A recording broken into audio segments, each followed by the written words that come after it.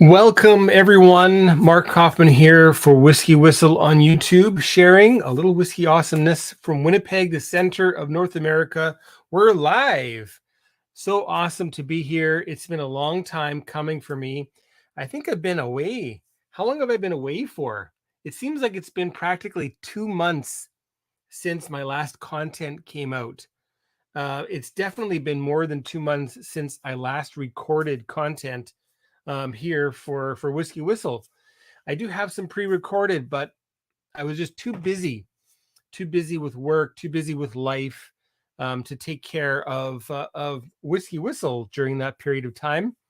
I think since I started Whisky Whistle 7 years ago, in fact, I don't even think I had a chance to say thank you for hanging out for 7 years with me here on Whisky Whistle. So thank you. But anyway, in those 7 years, that was definitely my longest period away from the channel. Anyway, so thank you very much for popping in. I know it's the middle of the afternoon for a lot of people here in North America. If you're in Mexico or Canada or USA, or maybe if you're in South America, if you're in Brazil, again, it's the middle of the day for a lot of people. And not really the best time to have some whiskey time. So anyway, if you happen to pop in after the fact, if you're watching now, well, then it's fantastic. Open up that secret drawer at your office that has that unmarked little vessel containing something that you probably shouldn't be having at work. But tell you what, I won't tell your secret. And hey, I've done that before too. So Rob Davies popped in to say hello. Thank you so much for popping in. He says it's good to see you back on, and I'm just gonna put a little banner up for that one. Thank you very much. I really appreciate that. And we have Go Habs asking me if I'm really 8 feet tall. I'm not sure how. Oh yeah, the ceiling is super low. Yes. Yeah. Yeah. I suddenly grew. I watched too much She-Hulk, Attorney at Law, and something happened to me.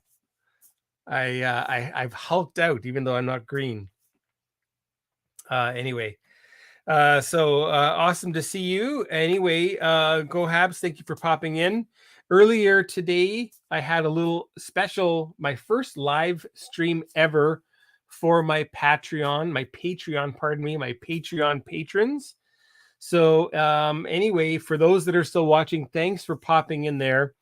We had one of my Whisky Whistle crewmates. We had Roy. He popped in a little bit earlier, and it was great meeting him. We had a good chat. We shared a little bit of tequila blanco together. So that's my Cascahuin Blanco.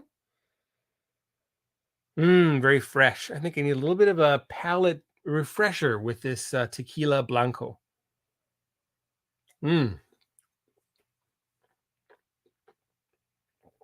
Super fresh, sweet, herbal, some cinnamon, it's just very, very nice. Anyway, so Roy, thanks for popping in. And Graham, he also stopped in to say hi, which was great. So anyway, we've got a few things planned today. I should maybe just throw up a few more banners of people who have been popping by so far since this live stream has been public, because you can actually go in and comment prior to things actually starting on YouTube. Before the live actually goes live, you can leave a comment. So keep that in mind. We had DJ Beacon. He popped in earlier, and he knows what's coming today. This little semi-blind that I'll do, and he mentions that as much as he enjoys 15-year-old Glen Scotia and Glendronach, that he's got to go with non-Glen with Springbank 15. And since he mentioned it, and since I have, well, that's going to also be in the live semi-blind little showdown today. So thanks very much for reminding me, DG Beacon. I really appreciate that. And we have another patron who is a patron through all of the samples, including some bottles that he sent up my way. And that is my buddy in Chicago named Joe. So Joe, thanks for popping in. I should have had you in earlier, but I was too pressed for time. I'll get you in the November patron Patreon patron feed. All right. Okay, so that was Joe. And Go Habs also mentions Johnny Walker Green. Now, boy, I could put in Johnny Walker Green. I think I'll leave it out because I think that I think as well as it's going to do, I think having a blended malt, mind you, it's a malt, having a blended malt in the mix kind of throws off the symmetry of that. I also I'm running out of space on my shelf here, and I don't think I have a bottle handy. This is why. But anyway, so Go Habs makes a good case for Johnny Walker Green 15, but I'm not going to put it in the blind showdown today. All right. Anyway, so I've talked a little bit about what's been holding me back from putting content out, and I think while I talk about that, I want to have myself something from a Winnipeg Whiskey Club member, a new member, and that is Mike. Mike gave me some of this. I don't know if you can see. Yeah, it's too bright. This light is too bright to pick up on that. No, that's not working. Come on, focus. Nothing. Okay, well, you can't see it. Maybe you can see it from here. Maybe it looks better from that angle. Anyway, this is from Dumanjam, who is a producer of Ratafia Champenois, I think as it's called. And where is that bottle that it's hiding? It's hiding. No, I don't have it. But anyway, they buy casks from producers, and then they take them back to their place, and they put them in their own fortified wine barrels. So this is one of them. This one has some Dutch whiskey from Zuidam Distillery, in other words, Millstone. I've got the Balcones. This is actually Balcones. Hopefully I'm saying that right. Oh, I found it. There it is, under my Teeling hat, which I'll put on for a little bit. So I can feel like I'm an AC/DC member. Okay, so anyway, so I've got this bottle of single malt Texas whiskey. I think that's visible. It's really hard to see the packaging because my light is so bright that as I get closer, it really diffuses things. But anyway, so this was additionally aged in casks, previously holding Ratafia Champenois. And this is from the Chip Tate era. So I'm not going to open this bottle, but my buddy Mike, he has his open, and I'm going to have that as a little warm up with you. So here we go. And I guess I'm going to have to go all in here. And I didn't want that in that glass. That's okay. Okay. All right. So a little bit of Balcones to kick off this little live stream. Thank you for coming in. Thank you for everyone who's watching now with me and who's watching after the fact, watching this recording in the future. I really, really appreciate you coming and checking out my content. Don't forget to subscribe if you haven't done that. And if you are interested in supporting the channel a little bit more intimately, then jump in and join the Whisky Whistle crew on Patreon, patreon.com/Whisky Whistle. I think I can put that link in here in a comment. Patreon.com/Whistle. Hopefully that works. Anyway, I'd love to see you there. It's also in the description in each video. And I should also mention that this is also concurrently live on Facebook. If you're watching on Facebook, I am really happy to see you through Facebook. And for the first time ever, I'm also broadcasting on LinkedIn. Now, I don't really spend a lot of time on LinkedIn. I should spend more time because I think it's a great way to actually connect with people in a professional way, in a, I don't know, kind of, it's almost like it's more real. It's like if you're Facebook friends, it's one thing. But if you're LinkedIn, if you follow each other on LinkedIn, if you're connected on LinkedIn, then there's a connection there. So you can find me on LinkedIn. Just type in Mark's Whisky Whistle. I think Mark Whisky Whistle. I didn't want to pay to have a page, so I just pretended that I was a person named Mark Whisky Whistle. So you'll find me there. Okay. All right. So this Dumanjam Balcones that's been extra matured in Ratafia Champenois casks. It's probably like 4 years old. How old is it? Where's that? Where did I put that bottle? I put it back over there. So this was distilled in 2014, and it was bottled in 2020. So either it's 5 or it's 6 years old. Quite young by international standards. Texas, however, is very much a hot place that has that kind of tropical aging going on.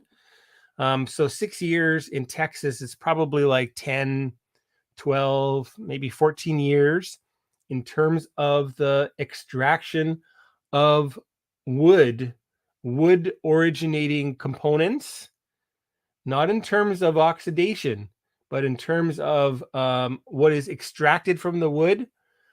What is extracted from the previous content probably also happens faster in a hotter climate. I think certain types of aging, however, it really doesn't matter where you are. So it's 6 years old in one sense.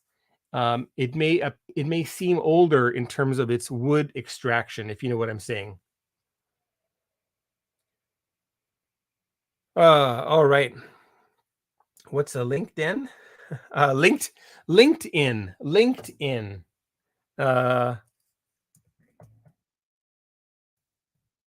There we go. Pardon me. Okay, so this Balcones. Cheers, everyone. On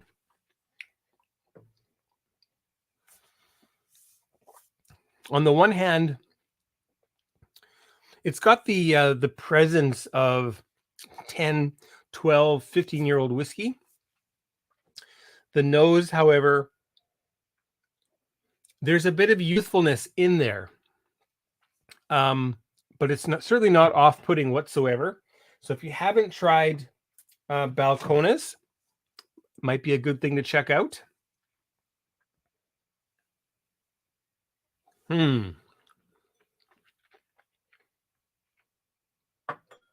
Very nice.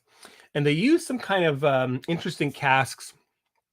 It's kind of smoky sweet, not really peaty. It's not peated, but it's got this smokiness to it that is reminiscent of heavily charred bourbon and maybe something that's like applewood smoked or hickory wood smoked. It's got some kind of a smokiness going on there.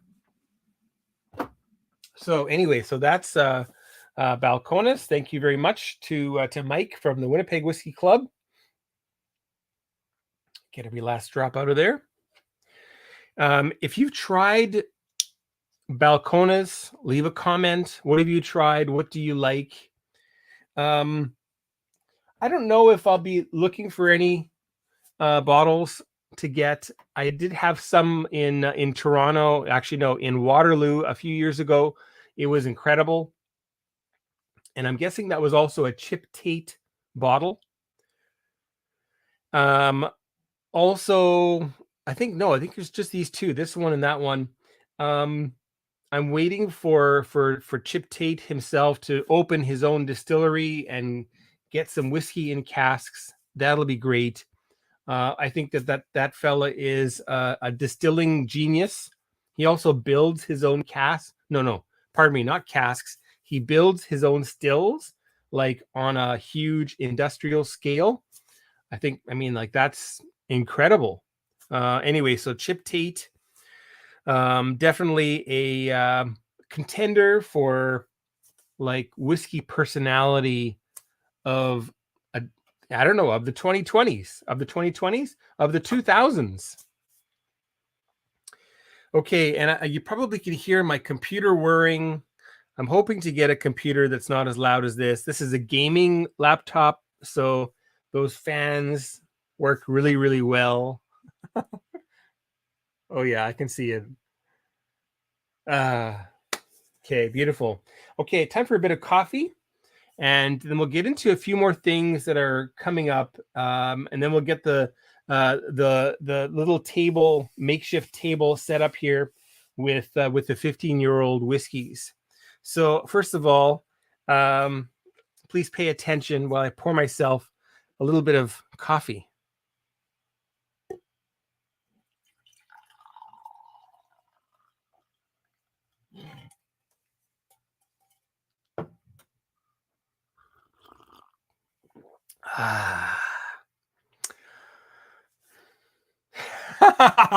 That's too funny. Hopefully you get the gag here.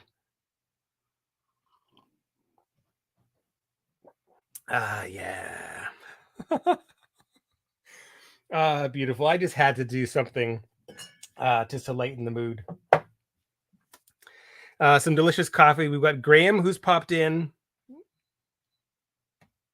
So Graham, thanks for coming in. Graham also is a Whisky Whistle crewmate. He's a top tier, along with Roy now. So Roy N. So awesome to have some people that are willing to help me keep things afloat here. I really appreciate that. And yeah, the shirt, I forgot to mention. So I had these shirts made locally, and they were made in a couple of days, and it was okay. They're not bad, but a few things weren't quite right. The color's not quite right. I had to actually add a little bit of color myself there to make the whistle look like a whistle, and not like a weird fish. On the back of the shirt, this is also nice, but they also put a different color back there. So I just had a few of these made for the Whiskey Festival here in Winnipeg, but I'll get these made for people that want. I'll get these made up, and I'll find a cheap option. It might take a month to get them in. Hopefully they'll be a little bit better than this, and not quite as like, I know this is not going to wash very well. It's really, really like a sticker almost. It's almost like it's made with a Cricut system. So yeah, great coffee. And I think I need another sip.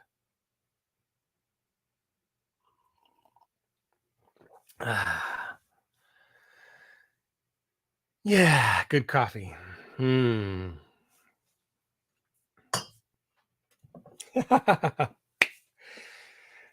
Yes, hopefully you watch The Office and hopefully you get the joke. I think I'm as much the world's best whiskey tuber as he is the world's best boss. So there it is. Okay. Fun, lots of fun and games here.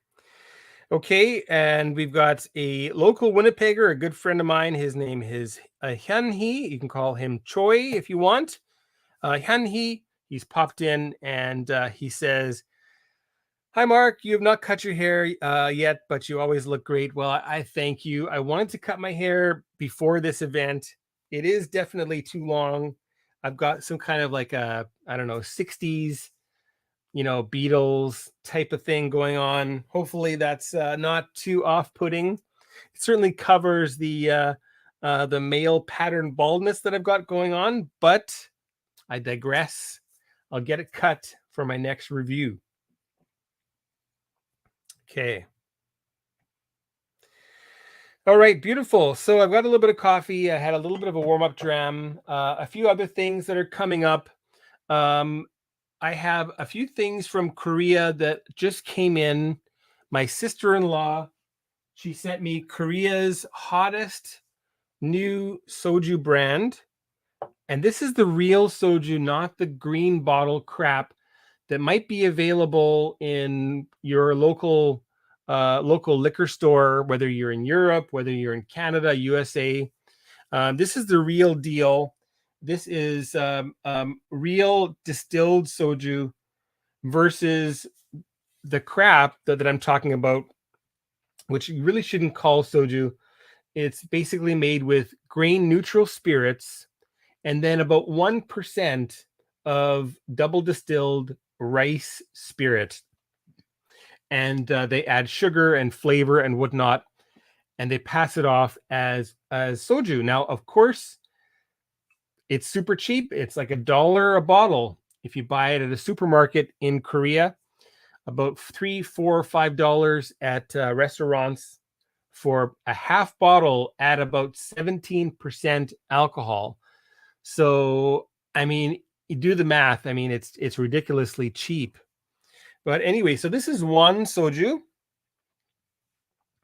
And Graham, thank you so much for a little extra support. I really appreciate that. Thank you very, very much. But anyway, so I've got to do something. I got to shout, Graham Young, Graham Young. Okay. So anyway, so one soju. This is an interesting soju brand, and it's got kind of like a oyster shell effect on the label. I don't know if you can get a sense of that with my strong lights going on here. But anyway, so it's got a really neat label, which is nice. Perfectly clear bottle, standard, cheap bottle, which is good for the consumer.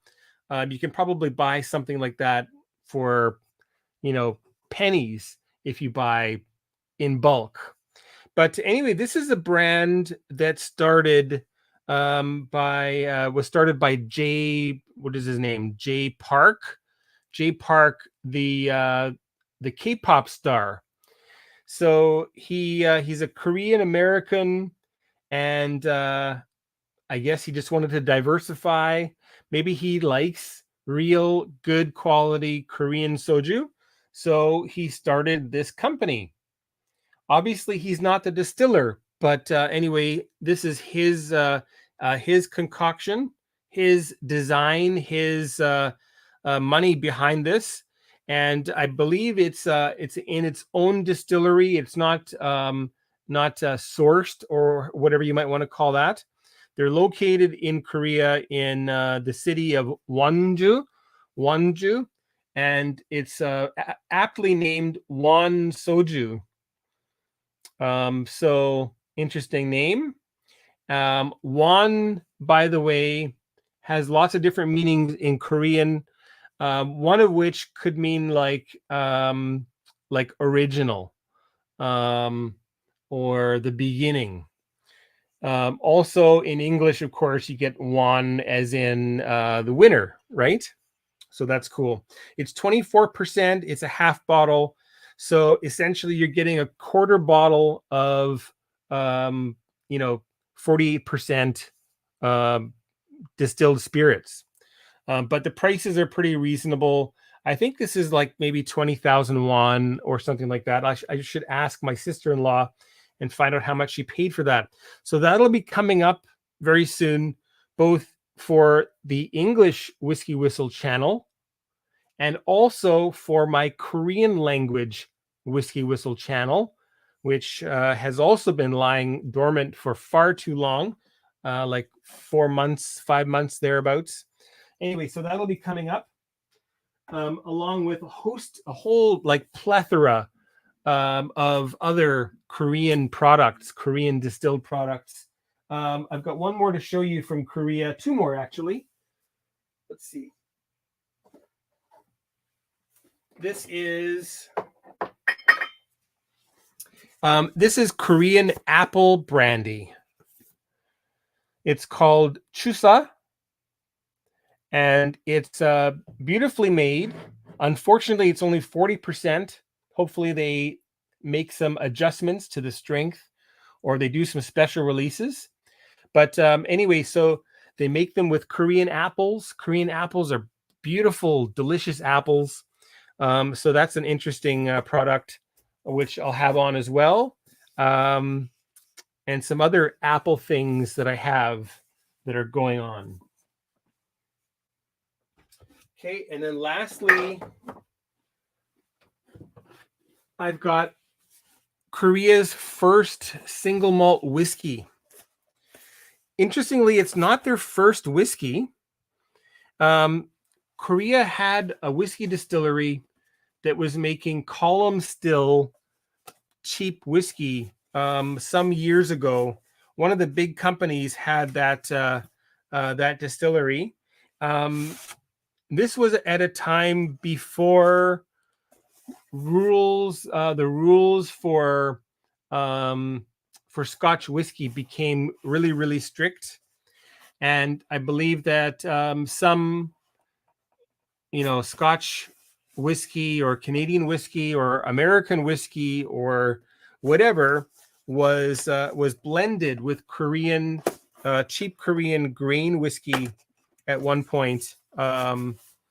Anyway, so there had been an old Korean grain distillery, single grain whiskey distillery back then, probably like 20 or so odd years ago. But this is from Three Societies.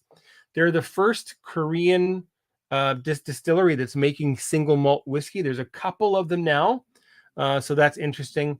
And then just recently, it was announced that one of the big companies in Korea, I think it's Shinsegae.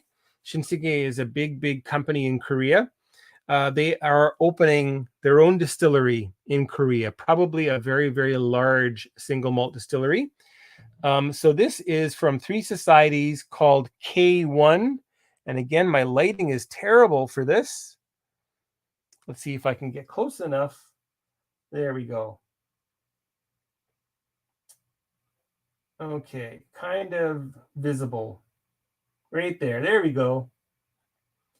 Okay, this is K1 from Three Societies.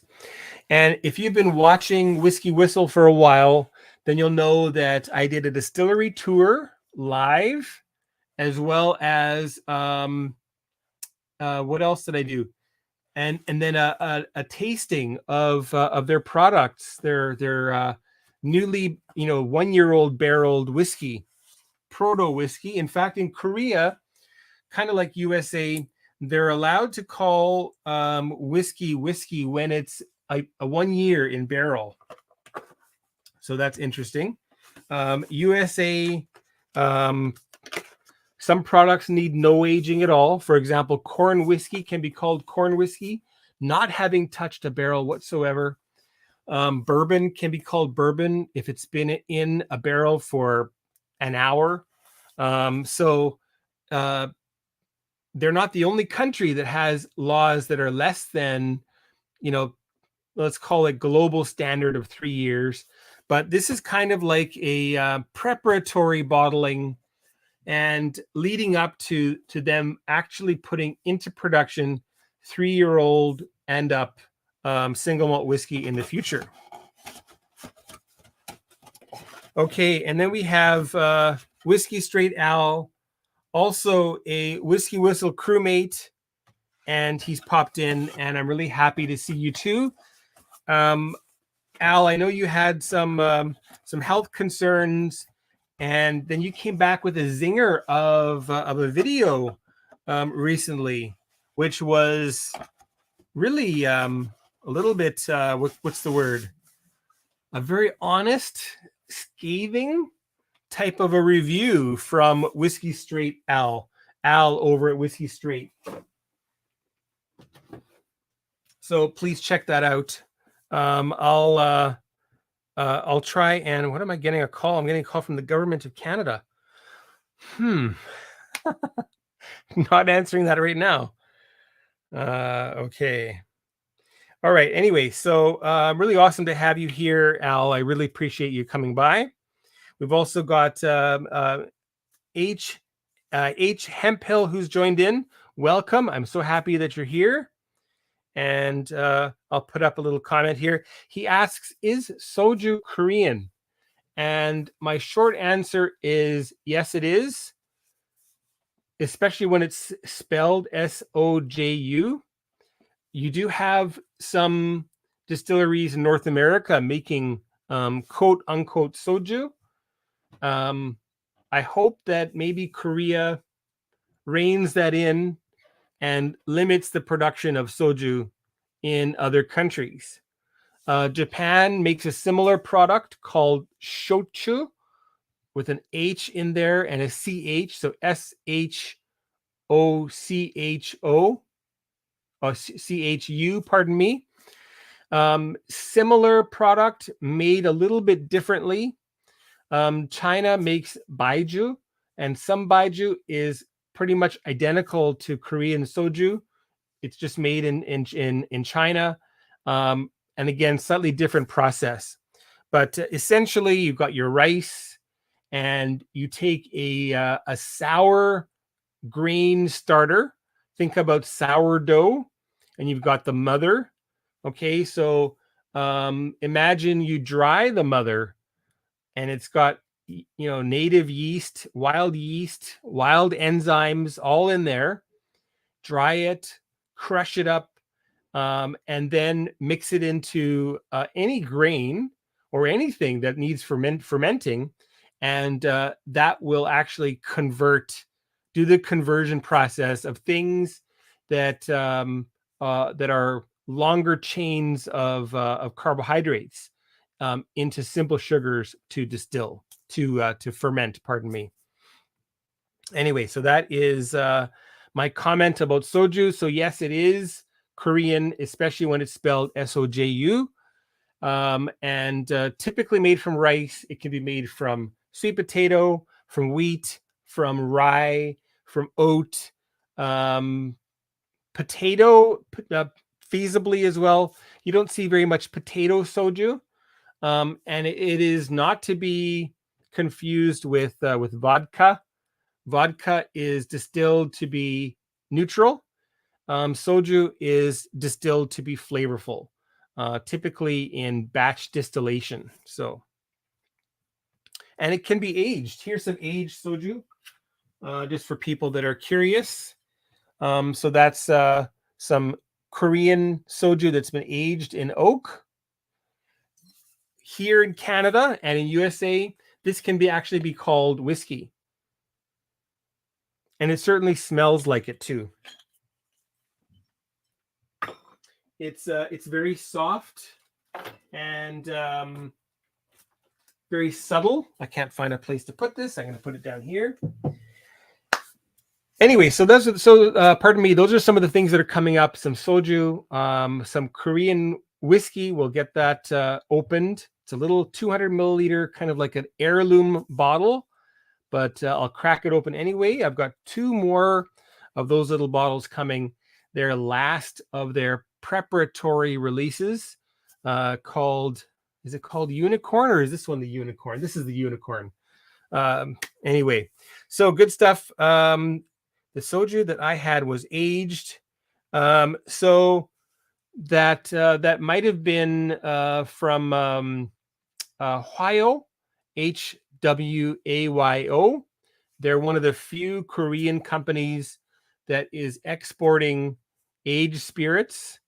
I can't think of another product that you might have come across, unless it was made in USA, by a Korean American or somebody like me that's an enthusiast of Korea and Korean products and wants to make their own. It's possible. There's a couple of producers in Canada that make pseudo soju. They're both doing it the wrong way, unfortunately, with grain neutral spirits. So that sucks. Okay, wonderful. So let's get into the setup here today. I've got 11 whiskeys, and I'll go through these one by one very briefly. We'll talk about what their score was, their Whisky Whistle whiskey score. The first one this year, anyway, recently, was Highland Park 15. And this one got a score of 92 for the Whisky Whistle whiskey score. And then I had Bowmore 15. This was very surprising for me. And I think that a lot of people here, hopefully, after watching this semi-blind 15-year-old showdown, will go and find themselves some Bowmore 15, which is very reasonably priced. And at least it's 43%. It's not 40%, which is great. Okay, and then we had Cadm. Where are we? Cadm 15. And Cadm 15 got a score of 91 out of 100. Whoops. And this is 46%. It's unchill filtered, no added color. So truly an integrity bottling. Hi, Ralphie. I'm getting thirsty again. Let me just...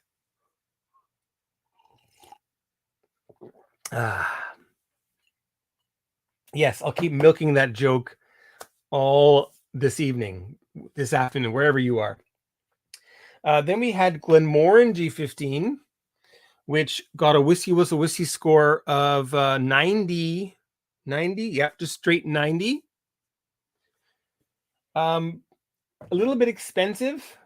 So Glenmorangie lovers, thumbs up for that. Those that are exploring bourbon cask maturation, maybe just stick with Glenmorangie 10 and see if you can find the American release at 43%. The extra matured are also very good, but I digress there. Benromic 15 was next. Where do I have it? There it is. Benromic 15 was next, 91 points, 43% ABV. It is natural color, I believe. It says here that somewhere, I think. Pretty sure. But actually, maybe I'm not sure. But 43% ABV. It is chill filtered, but I would say it is. Let's call it near, very near to being an integrity bottling.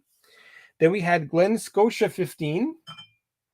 Now, keep in mind this is an older bottling, but I have heard that the new bottling, which has a different label, is just as good as this one.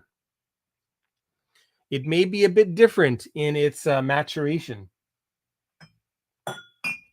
And that's 46% ABV, unchill filtered. It might have some color added, however. Then we had Farkless 15, 46% ABV. That's one of their only bottlings that's 46%. So that's a good option. Let's get the lighting here. Farkless. There, you can kind of see that now. That's a good option if you're looking for something that is nicely sherried, not overly a sherry bomb, and still has its own identity left over from its stills. Okay, so that was Glen Farkless 15, 90 points for that one. 92 points for Glen Scotia 15. I think I forgot to mention that. Then we had the Macallan 15, double cask. And is it good? Sure, it's good. It's also $225 Canadian. I mean, just skip it unless you're a Mac fan. I don't know, but it's 43% ABV. That is good. However, the price just makes that just a laughing stock. It didn't really do that well comparatively, and I gave it 82 points. Okay, and then we have some extra whiskeys that are coming into this little blind showdown. One that I haven't reviewed yet, and that is Bladnoch 15. So that'll be in the mix today. This is no longer made. If you do see it, personally, I do recommend it. I think it's a very, very nice sherried whiskey. And again, it's got a good mix of distillery character and cask content and age. It's 46.7%. It's non-chill filtered, and I believe it's natural in color. Okay, and then we have Tamdoo 15. This was on a previous video against Glenallachie 15. Unfortunately, I don't have that Glenallachie to put in the mix today. But this one is 43%. Oh, pardon me. No. 46% ABV for the 15. The 12-year-old, I think, is 43, if memory serves. But unchill filtered, natural in color. And this one got a score of, oh, goodness. I think it was 91. Yeah, I mixed up some things here. Where'd my pen go? There it is. Okay, so 91 for Tamdoo 15.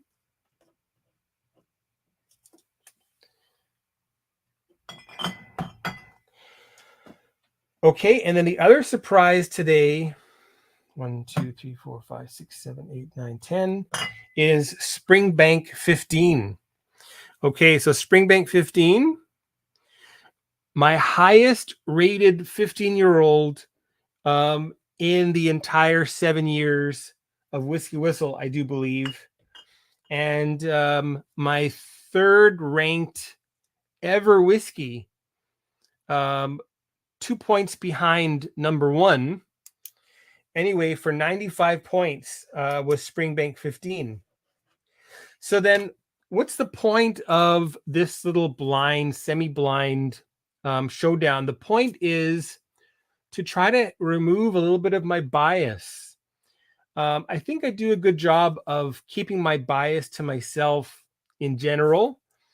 I think that anybody who says that they're unbiased about something, well, I mean, even if you are doing a blind, fully blind, whatever, you still have your preferences. So, you know, a person who doesn't really like peat will probably always score something peaty lower than non-peated whiskeys. But anyway, hopefully this will help to at least sort this out and maybe give you a bit of information about which of these you might want to go out and grab and which you might want to perhaps stay away from. Let's catch up on a few comments. We've got Welsh Toro. He is hanging out here, and that is great to see. I'm really happy that you're here. He has been a regular on Whisky Whistle in comments and also in social media, pretty much for the entire 7 years that I've been around. So WT, I'm so happy that you're here. Thank you very much. And we have Roy N showing up some of his favorites, mentioning his favorites here with Tamdoo 15. He loves that one. And we'll go back a little bit and see what I've missed. We've got Whisky Lovers Society, who has popped in over from Belgium. Welcome. So happy that you're here. Thanks for popping by. So that's fantastic. And if I missed anybody else, I do apologize. But let's get things going on here. And I'll milk this joke one more time here.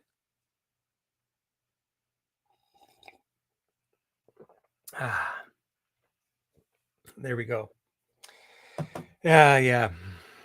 Okay. I do like to cleanse my palate with coffee.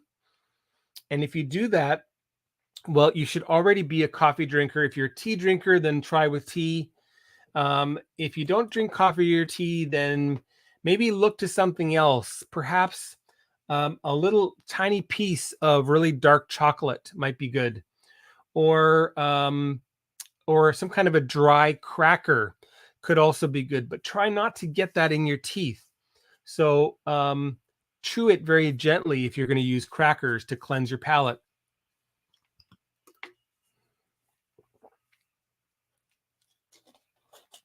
And this is wonderful. We've got Reb Mordecai.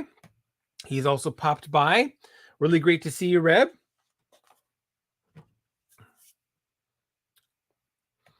Okay, and Roy sets the tone here, Roy N, setting the tone, stating that if I do pick Mac 15, then we're all in big trouble. So true. So true. And I should also say that, because it's semi-blind, I know what I'm pouring here. And I pretty much know the signature of a lot of these. So I might get some of the distilleries wrong. I might confuse, for example, maybe I'll confuse Benromic 15 and Springbank 15. Hopefully not. Possibly Tamdoo and Mac. I don't think I will. I really don't. But we'll see what happens there. Time to get started. Go Habs also mentions smelling your arm. This is a great way to reset, to neutralize, to set your nose back after smelling or tasting something. So you can smell your arm. And Reb uses Diet Cola. And I think that's probably a good idea too, because it's not sugary. You might want to maybe have some water after that, just to wash that away as well. And again, if you regularly have that, that's probably a good idea. I wouldn't suggest anything spicy as a palate cleanser. So, don't go and grab your sriracha and think that that's going to do anything to reset your palate. Yeah. Okay. So let's get going here. Let me just throw up a quick comment to everyone.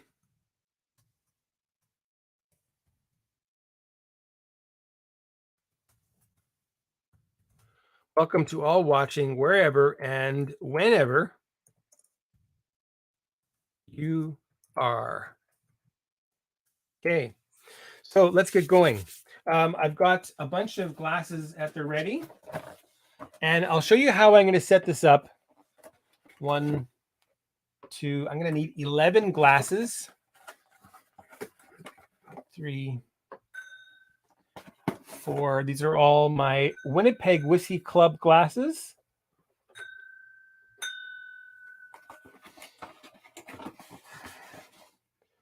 5.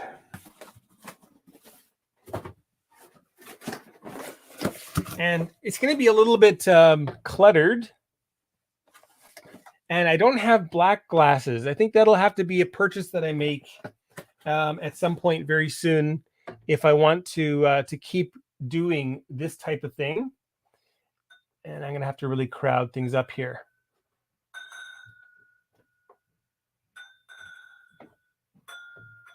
Okay.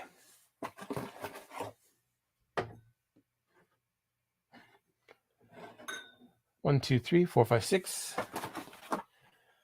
Okay, here we go. 11 glasses. Oh my goodness. Okay.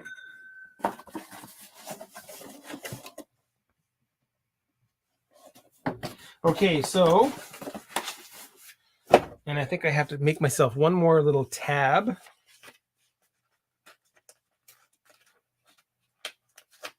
Okay, so what I've done, just to show you how I'm doing this. Oh, I know I've got the number 11. Okay, good. So I've written the number 11. Hopefully you can see that at some point. Hopefully that again, these lights are really hard to show things up here. I'll get that really close. Okay, so there you can see the number on there. And then I've folded it twice so that now it's invisible to my eyes from either side. Okay. And that's going to be taped to the bottom of the glass as we go through this. So, well, since I've got number 11, we'll get that started. And again, I know this is a little bit clunky. Maybe not the best format, but it's going to work for me. And I think hopefully that'll work for you too. Okay. So number 11 is going to be Springbank 15. So we'll get that poured. This has been closed for a while, so I need to invert this. And H. Hempel asks me if I have a designated driver. Well, I am actually home, and I'm not planning on consuming more than like a couple of little sips of each. Now, I've done this before. I did a cheap whiskey taste test 2 times, actually.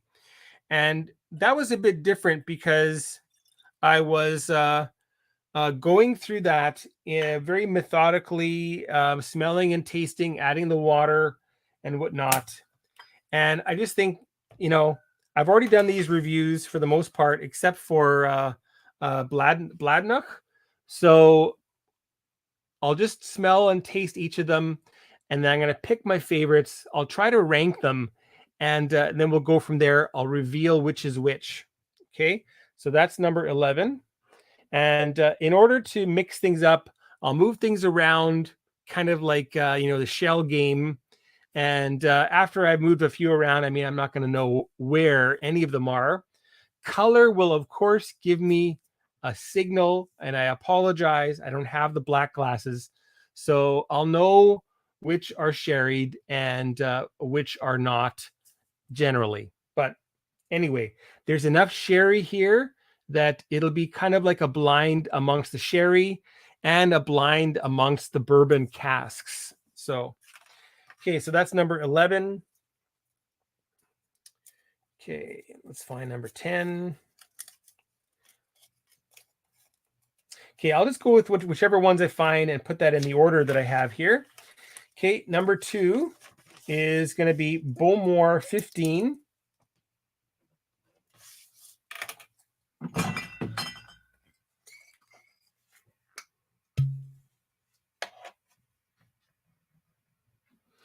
And we've got Reb making a comment about the colored Glencairn glasses.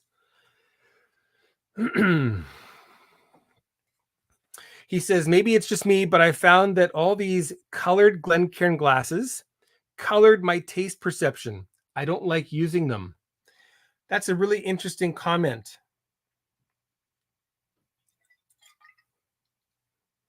I need a little bit more than that. That's enough. Okay, I'm just pouring about, somewhere between 10 and 15 milliliters. And if you do want full reviews of these whiskeys here, then please go back and look at my archives. You'll see the all of the verses that I did over the summer.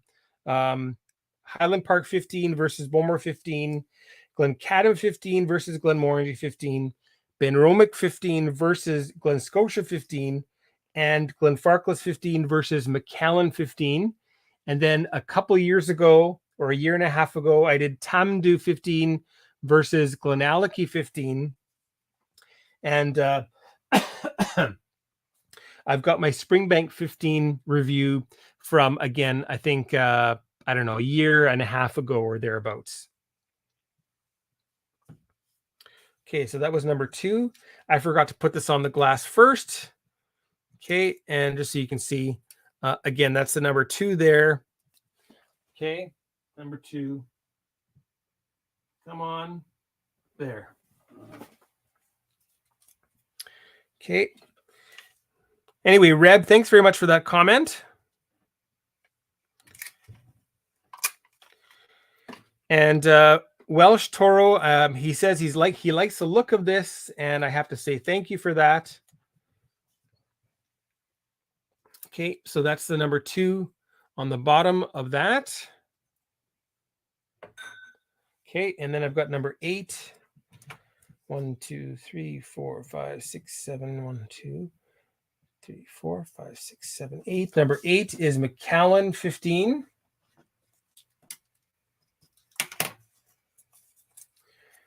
Okay, Mac 15. And I bought this bottle just for that review against Glenfarclas 15.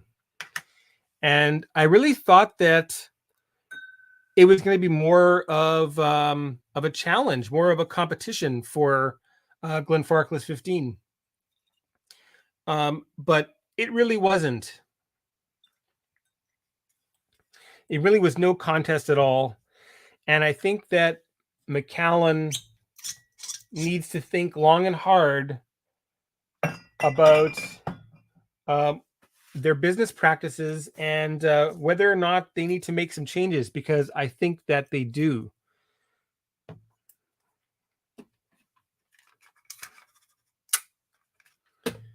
Okay.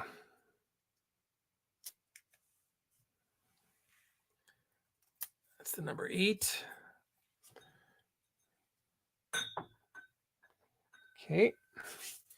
And then we've got number 3 next. Number 3 is Cadm 15.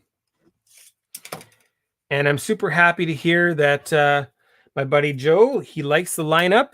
I mean, it's certainly a pretty awesome selection of whiskey here.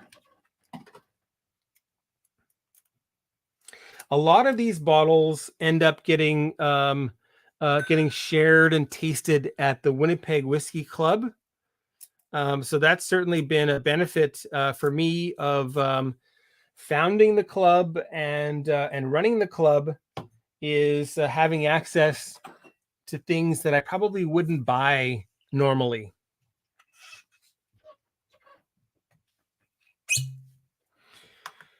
And some more raspberries for Macallan 15 from Reb.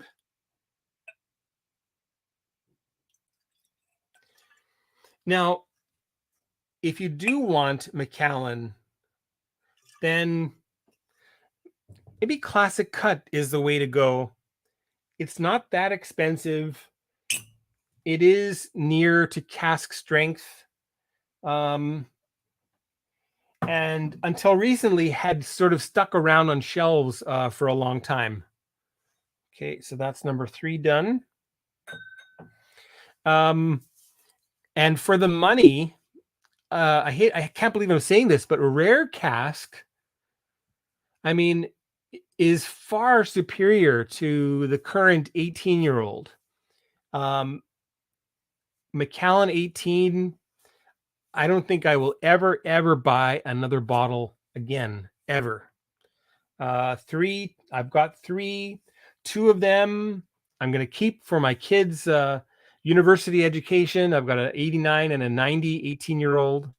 Those will never be opened, and I'm sure they're wonderful, but you know, it's going to end up being sold someday to get university books or offset the cost of university education for my 3 daughters.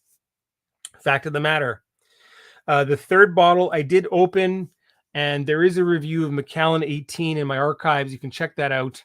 And I didn't have very nice things to say about that one either. Okay, and then another tab here. We've got number 7. So let's see. That's going to be Farkless 15.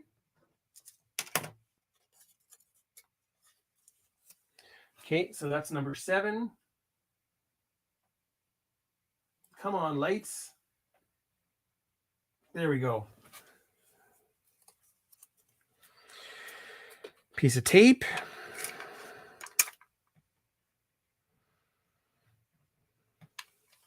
And Welsh Toro is weighing in about Macallan.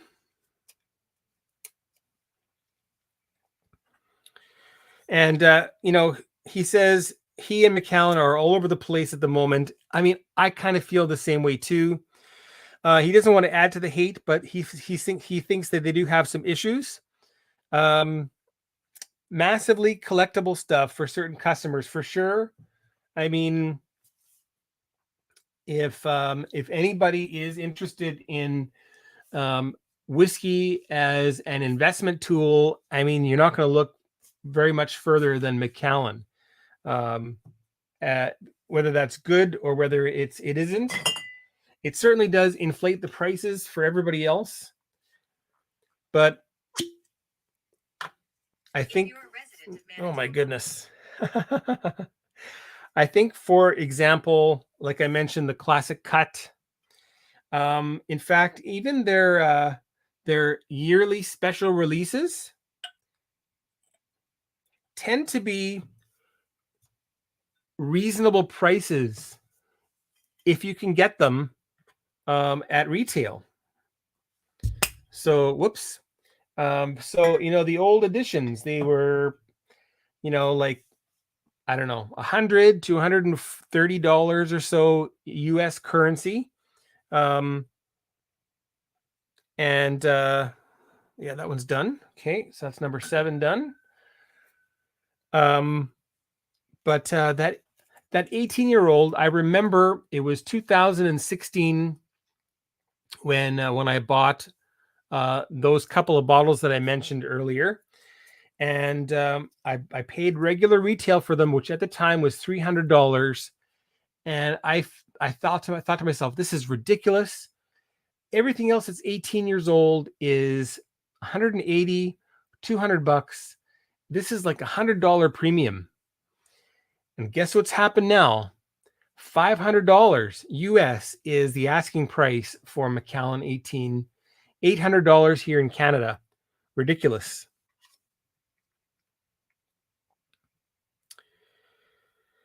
Anyway, Welsh Toro, thanks for weighing in.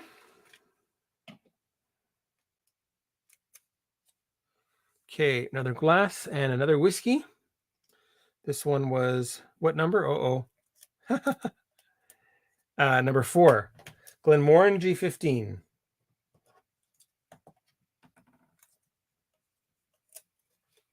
Okay, I'll just show you that number.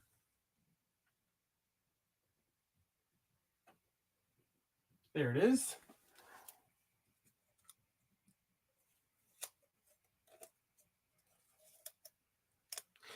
Okay, on to the bottom. And then Glenmorangie 15 into the glass.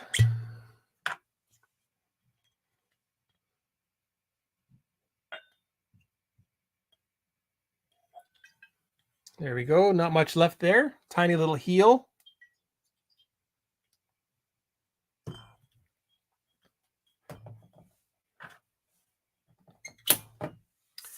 Okay.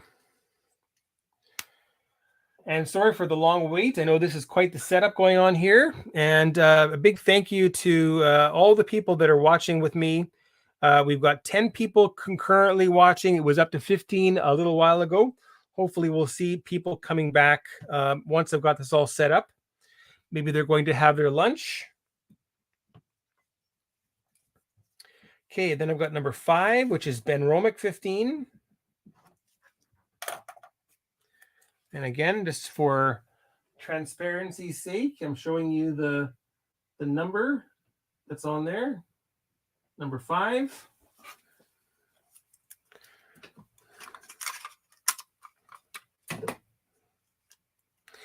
Reb, I'm so happy you're still here. I really appreciate that.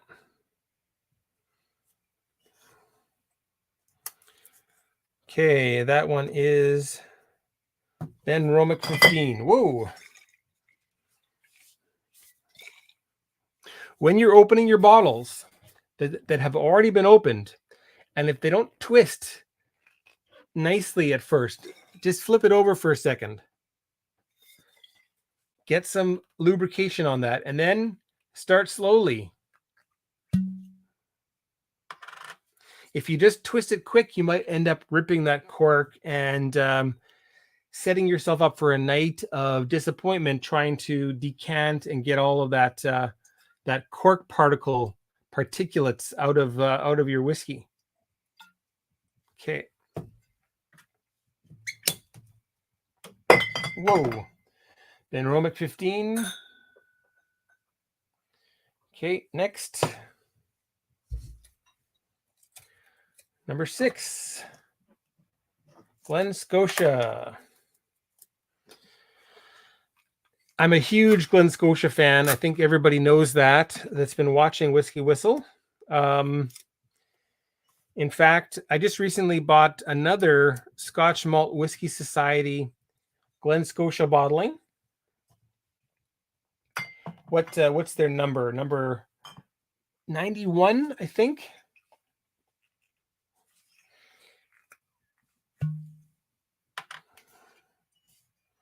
And it was a little bit pricey. I think it's 8 years old, and it's like, I don't know, $150. But then I think to myself, well, this is cask strength, and usually very good. I have not had a dud Scotch Malt Whisky Society bottling yet, and the Glen Scotia are certainly my favorite, along with Clynelish.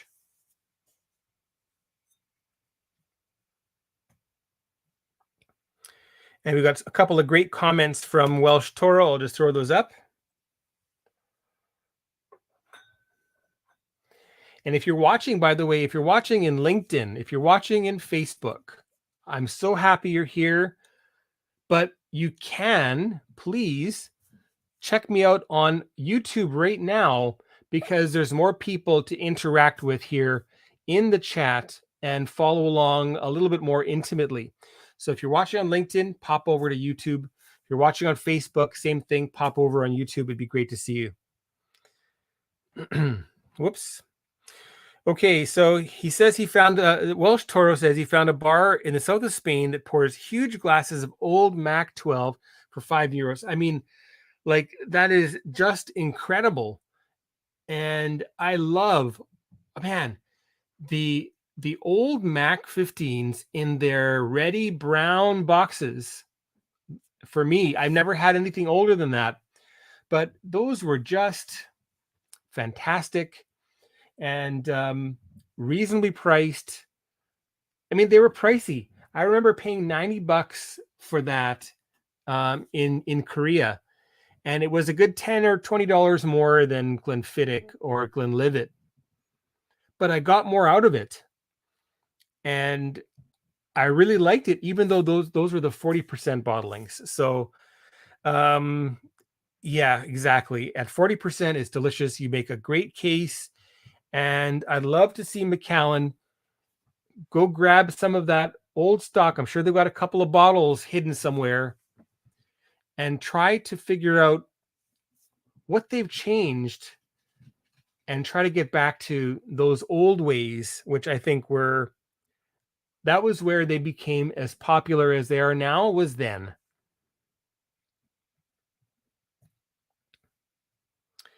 Okay, and a couple other comments to look at. Welsh Toro says the old stock, which used to top dress the age statements, is sold to investors and millionaires today. Yeah, exactly. Still not as bad as the decline of Bowmore. They've hit rock bottom. I do agree. I think there is something to be said for what I'm going to try today. I have had some indie Bowmore. which just blew my mind. So Beam Suntory needs to make some changes there. But let me get back into my my pouring. Where am I? I've got 3 more to go. Next one is number 10, which is Tamdoo 15. Okay, and there's the number 10 for you to look at. Okay. Tamdoo 15. This is a bottle I've been babying. It's been sitting half full. I have not had it since that old review. And I really like it. It's a little pricey, but I don't want to have to replace this anytime soon. So that's where it stays. I need some tape. You can hear Rocky scratching upstairs. He's still doing great. He is 11 years old, going on like 7 or 8. He's very, very youthful. He's in very good health. He has become a lot more social, a lot more, I don't want to say needy, but he's become more codependent in the last couple of years. He hates being left home alone. It never used to bother him before. Okay, that was Tamdoo. We got 2 left. Okay, that's number 1.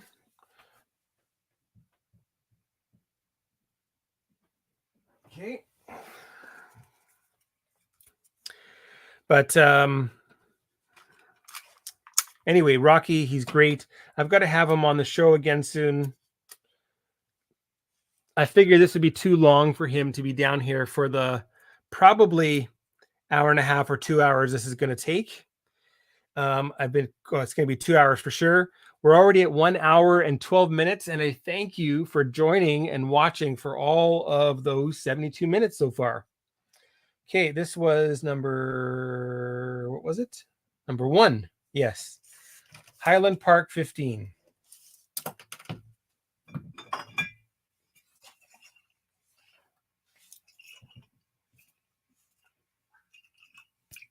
And I'm getting thirsty here. Okay.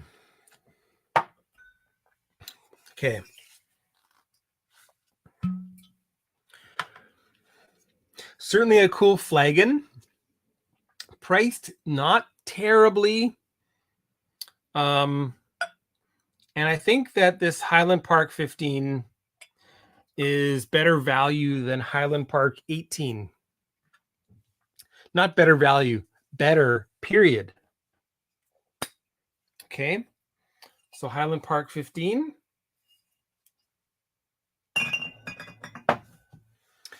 And it's got its number on it.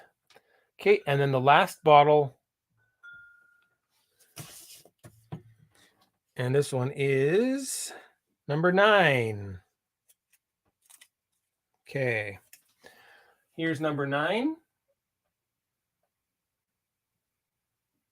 There. And Reb is talking about one of my favorite Bowmore, which is Tempest. That was a series that they should not have stopped. Their new series, which I think they've given up on.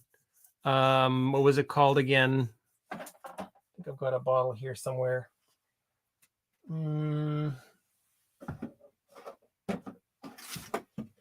Vault Edition. Okay, but nothing like those Tempests, which were 10 years old, cask strength, very inexpensive, very, very tasty. Okay. And Joe likes the idea of whiskey investing. It's really hard, I have to say, to curb your consumption and do that. Build up your shelf of things that you want to keep long term, either to open someday or, if need be, to sell someday. Let's be realistic. I've got lots of whiskeys that I've put away for a rainy day, and I hope that I am wealthy enough in 5 years, in 10 years, to be able to crack those and open them with friends. But I've got them as insurance just in case I do need some cash. It's right there, fairly easy to sell here in Canada. We've got 2 auctions and other less legal means of selling if need be. And some people may not like or approve of my message. I have seen some people talk about hating hoarders. I mean, I guess I would class myself as a hoarder. But I don't want to be left to deal with current prices and inflation and the ever increasing cost of whiskey that outpaces inflation year after year. Okay, so Bladnoch for number 9. Okay. And, looking at the colors here, there's a couple that are lighter, but the rest of them are, boy, pretty much a very similar hue. So I'll have a fairly easy time of this. I remember somewhat where these are, but what I'm going to do is I'm just going to move things around, go like that, shift them around, mix them up, maybe 3 ways.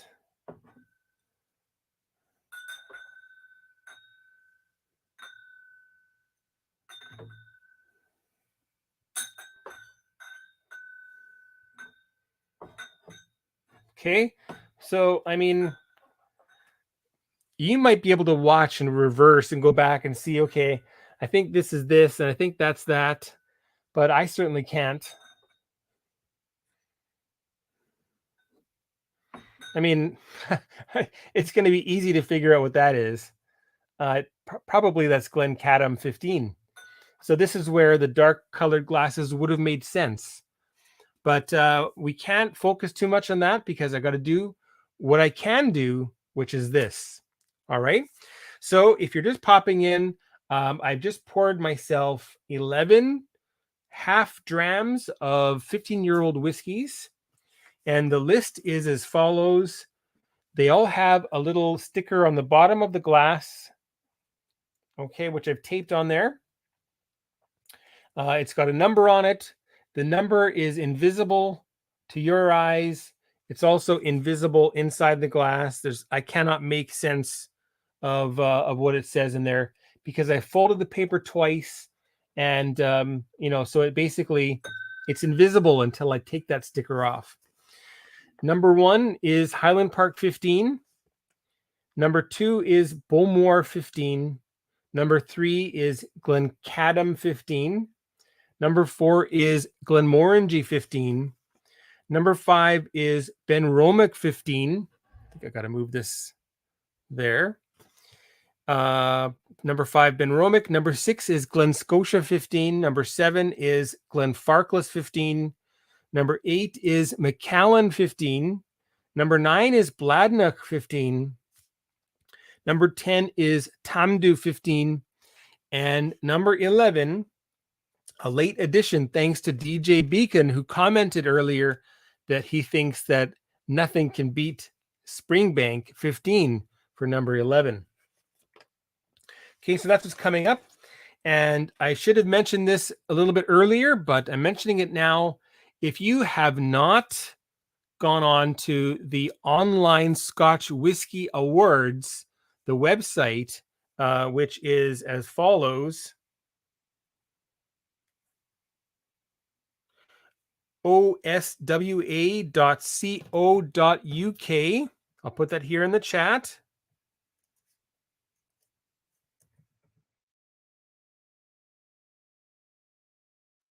Okay, go to oswa.co.uk,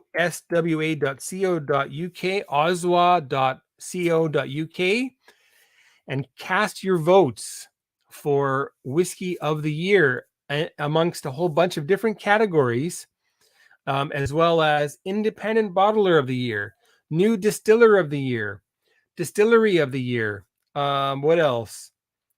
There's a whole bunch of different categories. World Whiskey. So check that out. Cast your votes today. All those selections were picked and voted upon first by 50 different, let's call us whiskey content creators, whether we're whiskey tubers like myself,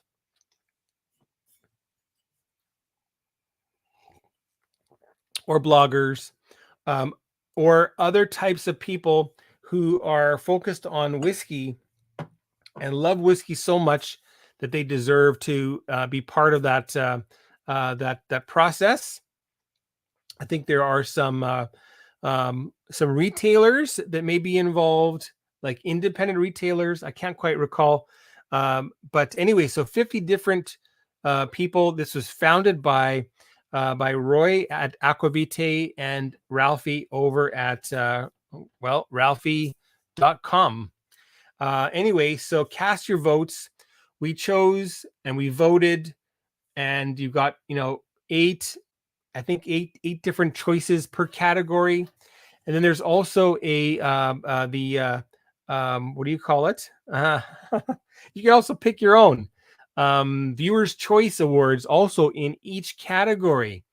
So that adds an extra award for each category that can show sort of where the general population sees as their choice, their picks for Whiskey of the Year, Distillery of the Year, and so on. So check that out, oswa.co.uk. Okay, so make sure you check that out. I think I want to put up a picture so that people can see what's going on there. Let me see if I can share something. I'm kind of never very good at doing things here. And I can hear Rocky calling. He wants to come down, but unfortunately, I'm not going to go get him. Give me 1 second, folks. I'm going to mute my mic.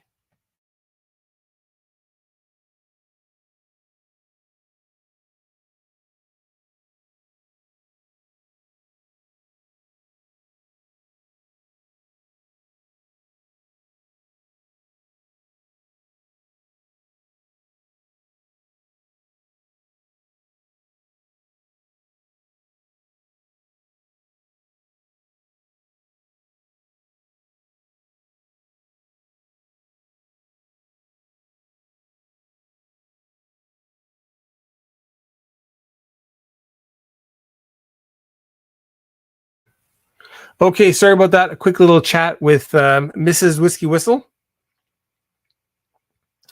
Bear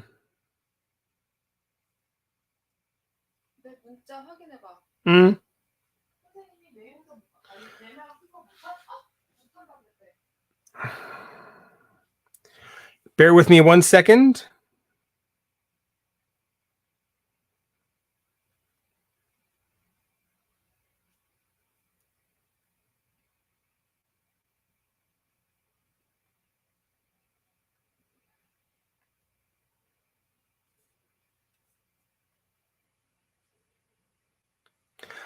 One more moment. I've got daughters that need to walk home, and their teacher needs to know that it's okay that they can walk home.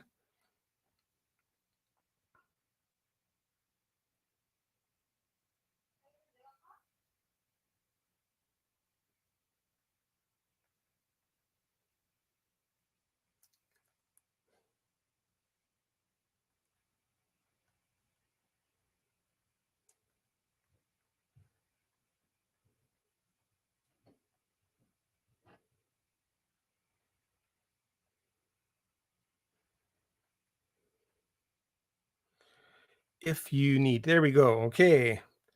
Short little prelude there.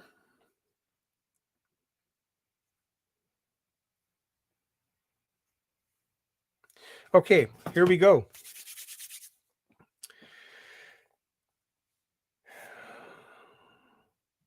And we've got Sauleg who's joined in. And I wanted to actually mention this. I had some help recently from Renee. First of all, congratulations to Sauleg for passing 1,000 subscribers. Whoa! Good job. But also he helped me pick out a Danish single malt whiskey, which is coming. My parents are over there. My dad's Danish, so they're over there visiting family and friends. And anyway, a very special bottle is on its way back this Friday. Yeah. I'll share that with you very, very soon. Okay. Yes, an insane number of glasses, 11 glasses. And where to start? Well, let's get going. I'm going to take a quick whiff of each of these. That's very fresh. Very nice. Ooh, something licoricey in there. Now that's got some peat. That could be Bowmore 15. You can hear Rocky barking upstairs. Oh, I think this is Springbank 15. And it smells incredible. I think that is. That is super sherried. It certainly smells nice. Great nose. Wonderful.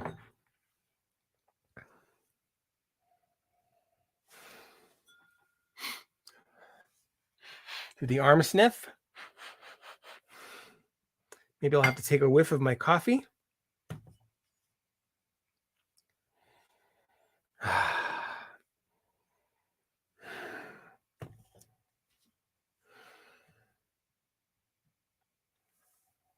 Yeah, this is a little bit sherried as well. That could be the Farkless. Lighter color here. This could very well be the Glenmorangie. It certainly has the profile to be. That's certainly very nice.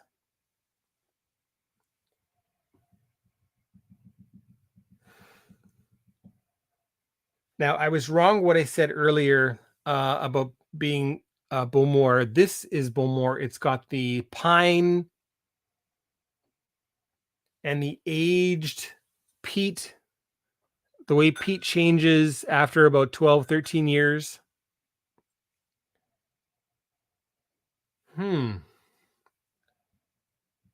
Caramel apple. Now, this is really tough.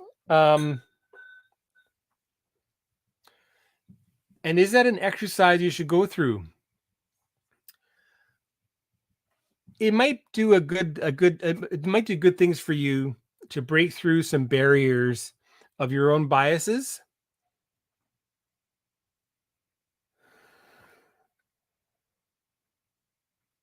A little bit sherried here as well.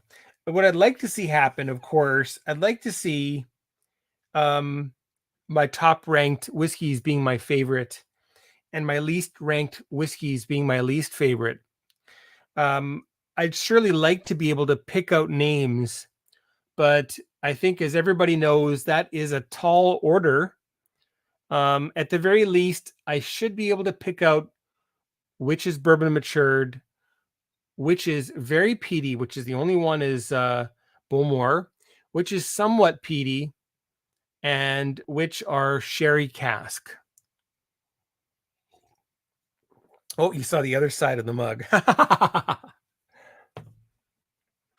There we go. Yes. Okay. Anyway, thanks very much, Welsh Toro. Yeah, Rocky is awesome, and I'm excited to know that you're a former Yorkie owner. Very cool. Okay, so a little bit sherried there. And then the last one here, which is pale, pale, pale. I mean, it's got to be Cadm.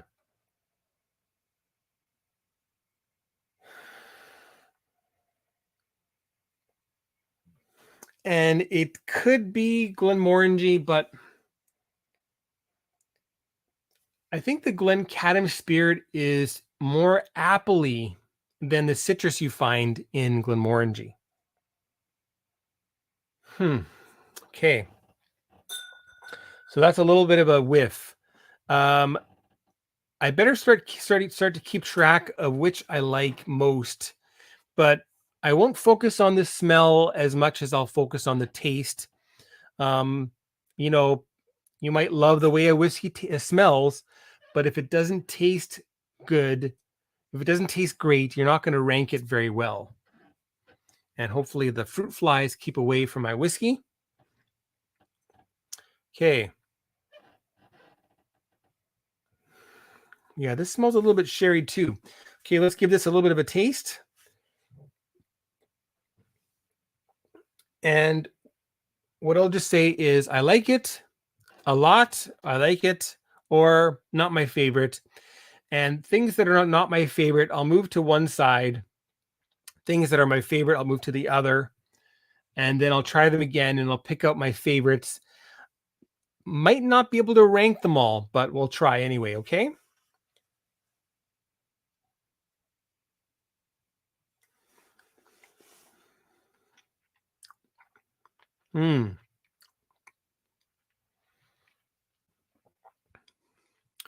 Very tasty, very herbal.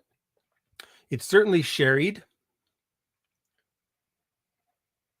It's got a flinty, gunpowdery sort of a note to it.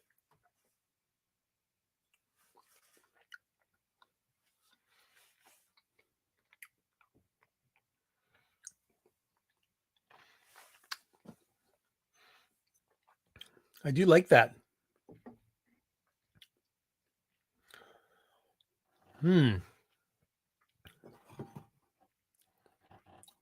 Could very well be Farkless 15.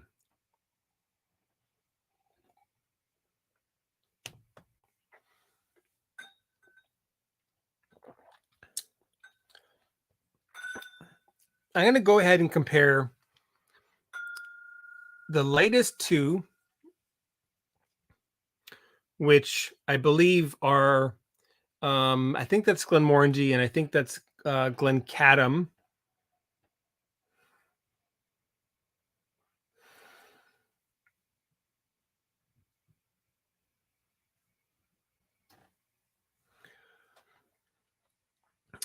Reb, yes. However, by the way, this is batch number 2 of Glenmorangie Cadball Estate. Where does it say the batch? Oh, here it is. Limited edition Cadball Estate. Huh. I don't see that on here. Anyway, I think that's batch 2. Doesn't say anywhere.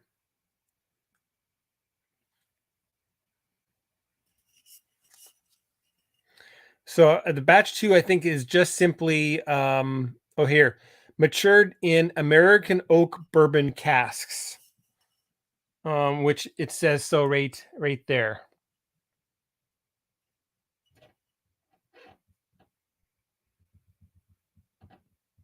Okay, so these two, yeah. Yeah, everything else has a little bit of sherry going on, how except the Benromic, which is exclusively first fill cask matured. Yeah,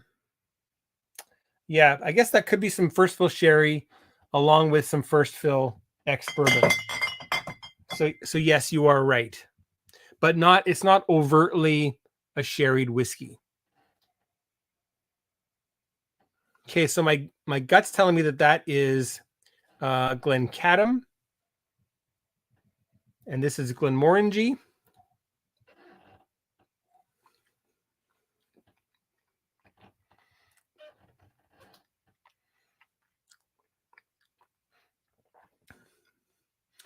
I like this quite a lot. I find Glencadam a little bit waxier than Glenmorangie.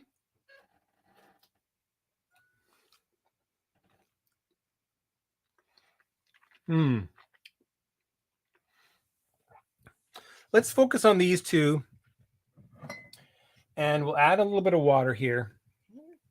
I'm adding some Source Highland.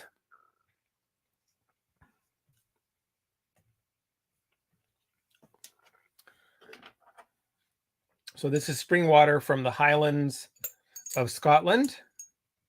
1, 2, 3, 4, 5, 6, 7, 8, 9, 10. 1, 2, 3, 4, 5, 6, 7, 8, 9, 10. 10 drops. I know I didn't actually try the Glenmorangie. Oh, no, I did actually. I tried that neat as well. They're very zingy. I can feel that my palate is reacting to the astringency, the slight subtle bitterness, the good bitterness that's alongside the sweetness.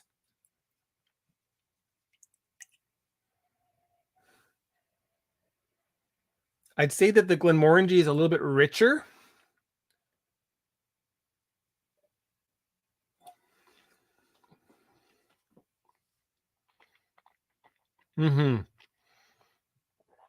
Overall, it's sweeter. Lots of citrus on the palate.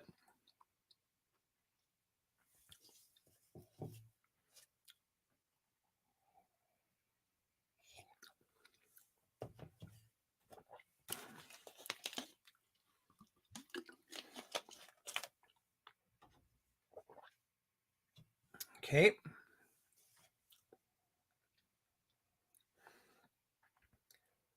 With the water, I think that's Glencadam. It has sweetened up a little bit.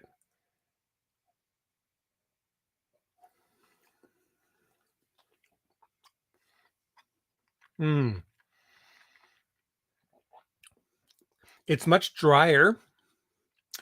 It's got a lot of fruit, pears, apples.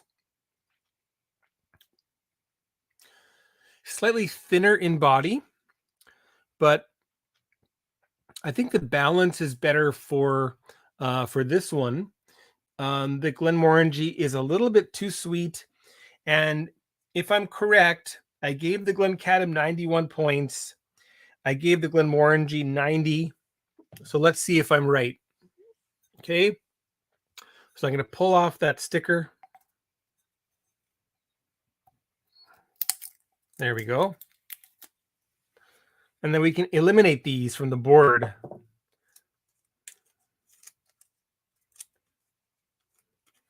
And number 3. Okay, so I'm correct. This is Glencadam. Come on. Okay, number 3. So I am right about that very pale colored whiskey being Glencadam. So hooray for me. Anyway, it's a mild success. I think if I were blinded, it might be harder. I think I'd still know which is which. I am a bit of a Glenmorangie nut. It's just it is very distinct to my palate. But judging from what I liked, I think I liked the balance of the Glencadam more. If you're into sweet things, then you might like the Glenmorangie better. Price-wise, they're comparable. Glencadam is maybe a little bit cheaper for that 15-year-old. And there's the number 4.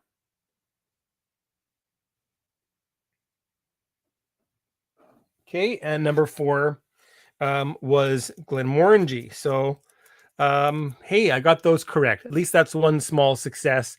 I'm expecting that I will fail with naming some of these and I'm expecting that there will be some change up in the actual rankings that I give these here today. Does that mean that negates my scores from before? I don't think so. It's a different day. I've had a lot of palate resting the last 2 months, so there's that. Okay, and Reb mentions he gets glazed oranges with the Cadm 15.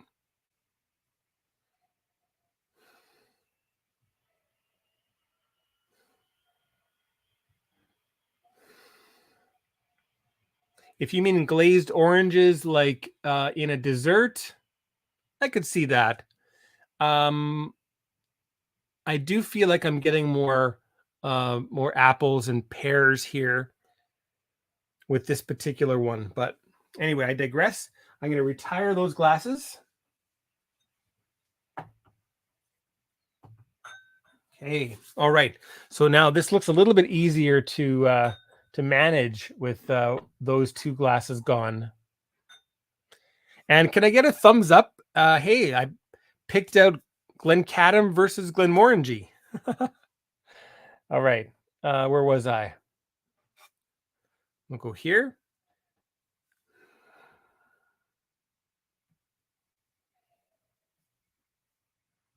And for Roy N, great comment here. He heard that Glenmorangie is a good substitute for Japanese whiskeys. Let's say in a highball, I think you're right. I think you're definitely correct. The profile is just right to make a nice, fresh, refreshing Japanese highball with some club soda. Excuse me. In fact, I did that back in June this year, comparing Glenmorangie 10 versus Glenmorangie X. You can check that out. Yeah, this is peaty. Well, I've got to pick out the 2 peat. There's 2 things here that are quite peaty.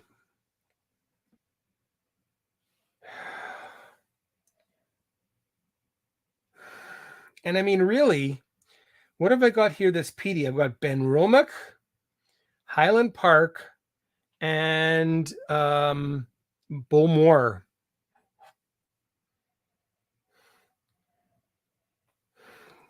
So I got to find the other peaty one.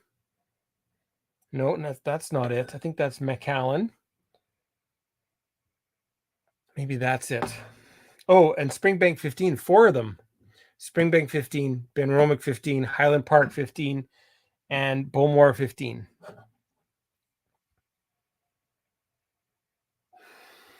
Boy. Picking out the subtly peaty ones is tough.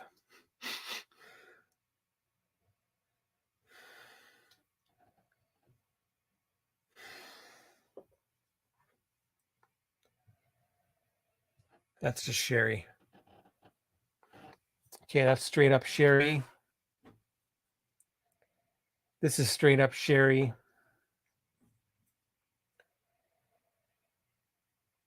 That's a mix.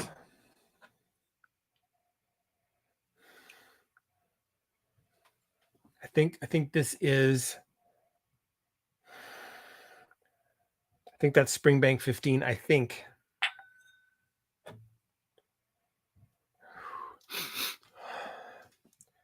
This is tough.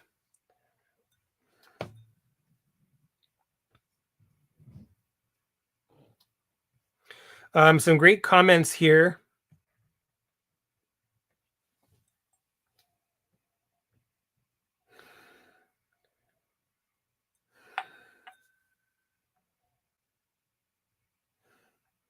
I think there's a comment there that I'm missing. Oh, here we go. Yeah, here. Okay, we got a little bit of a story going on here.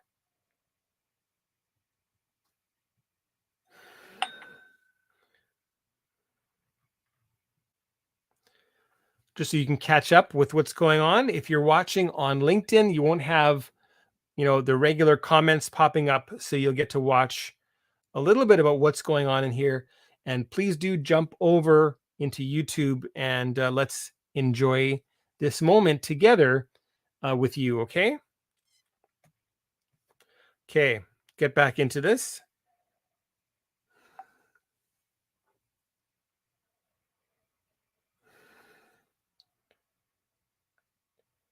This is very chocolatey. Oh, man.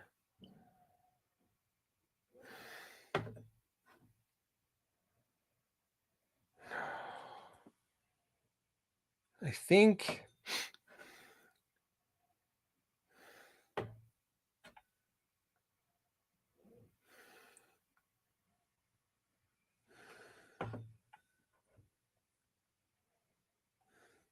sherry. That's sherry. Boy, okay, I've got some tough work ahead of me here. But I'm losing track of my goal here. Which is my favorite?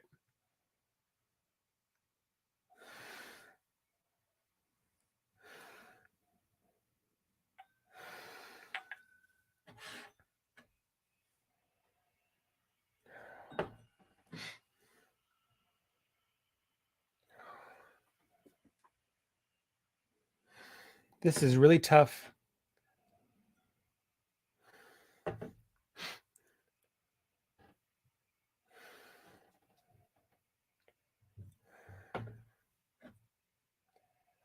Okay.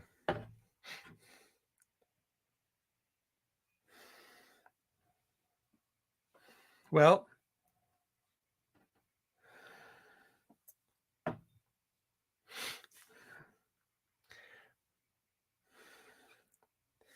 I'm not sure. I think I am sure. I'm pretty sure that is Springbank 15, and the nose is incredible. Now, see, this is where I wish that this was entirely, fully blindfolded blind.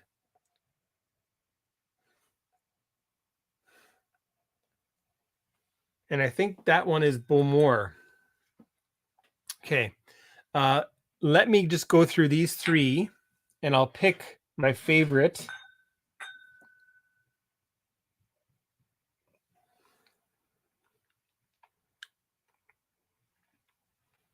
These should be back up here. What are these doing down here? Wait a minute.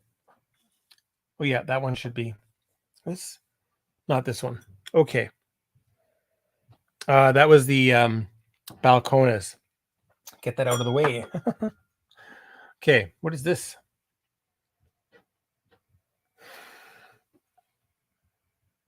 Okay, so this is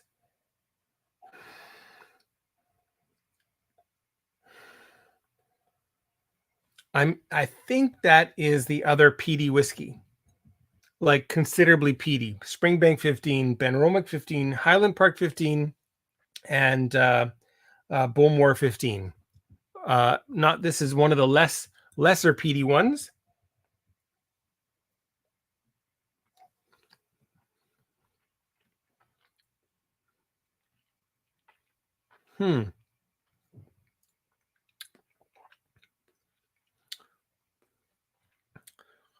I like this. It's got a really zingy, highly astringent palate.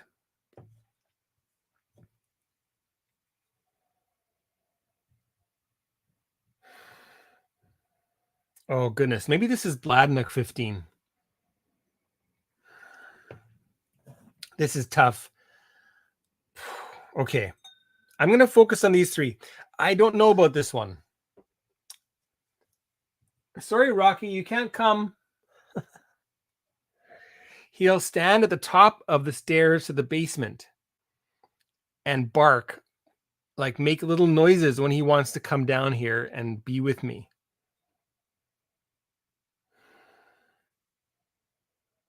Okay.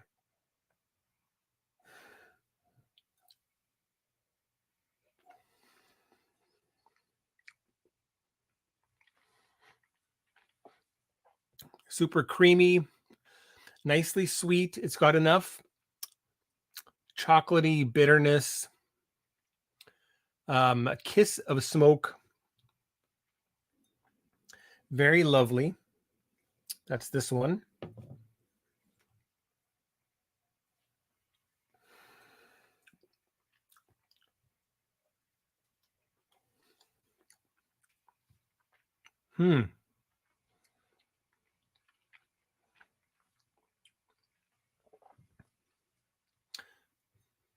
This is a little bit smokier, but very similar. In fact, these two are very, very similar. Okay.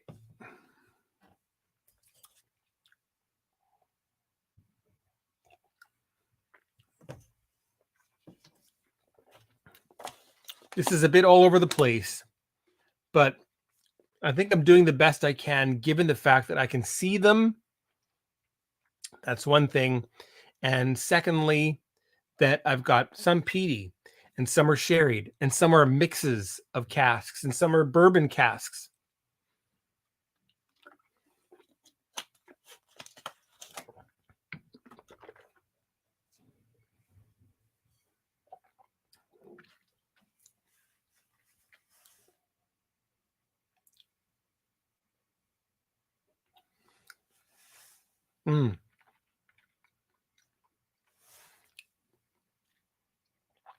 This is good. Peaty, pine, burning pine, very thin palate. Very thin palate. Of these three, that's my least favorite.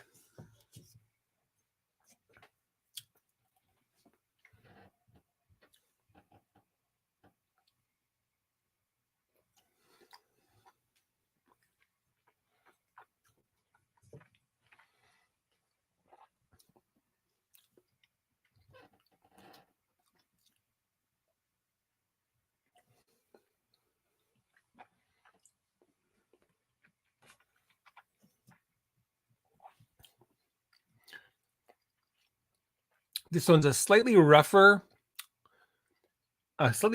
take on this, I believe. And this one is still definitely my favorite of the three. And something is burning my mouth like crazy.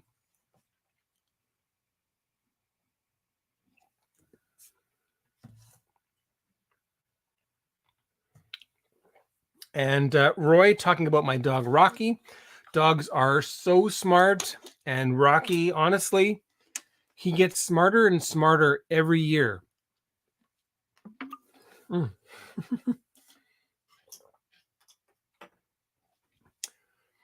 He understands full sentences.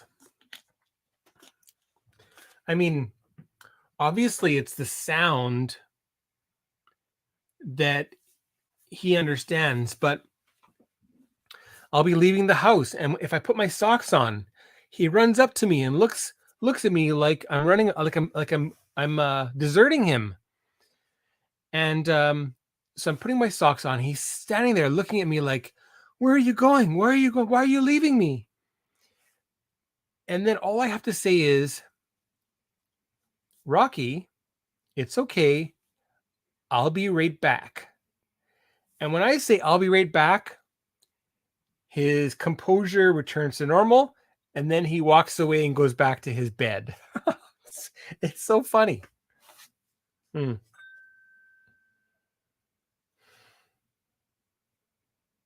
Okay.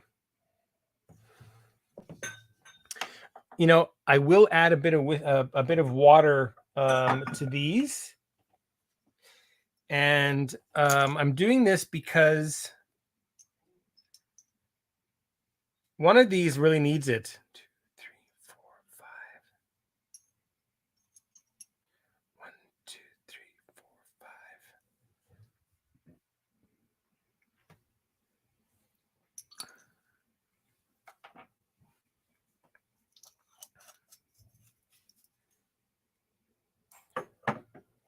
Okay, and I'll tell you right now, this is Bowmore 15, and I'm gonna eliminate this one. I like it. It's thin. It's a decent Bowmore. The price is phenomenal.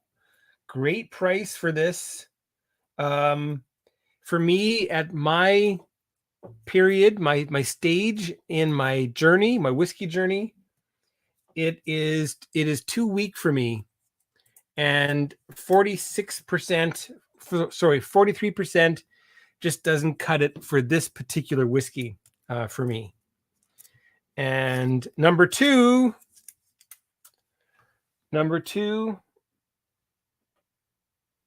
come on.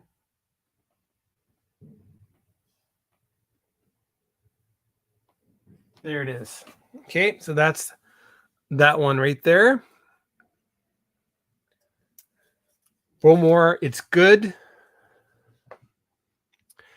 I think, I mean, like I say, the value, the price, the really good introduction to the Bowmore style of peat. This is all good. It's 43% ABV. It is priced so well. I do feel a bit like Welsh Toro in that they've kind of lost their way. That should be 46% ABV. In fact, it probably should be 48% the way that they've bottled this. But anyway, I digress. So then I've got these two here. They've got a little bit of water added.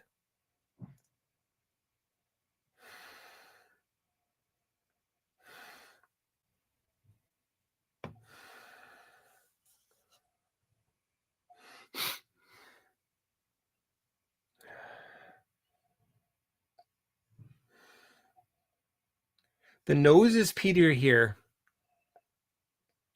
I feel like I'm getting the flintiness in this one that reminds me of direct fired stills with a little bit of peat.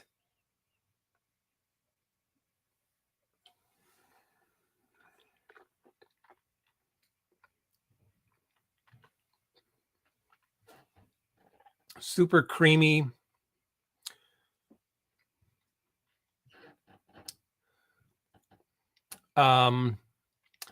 Lots of cooked fruit.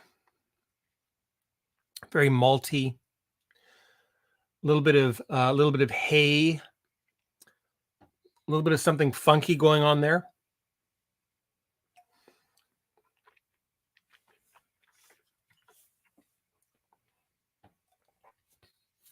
And H. Hemphill is talking about Bowmore 15. And didn't it used to be darkest? It did. They took darkest off the labels about, I don't know, about 2 or 3 years ago.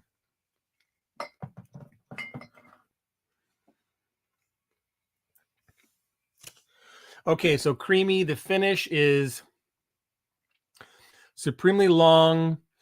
Hay, little wisps of peat.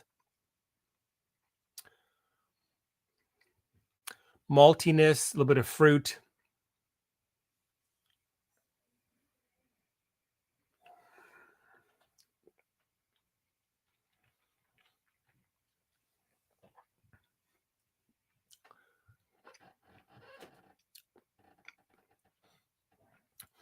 Waxy. Super enjoyable.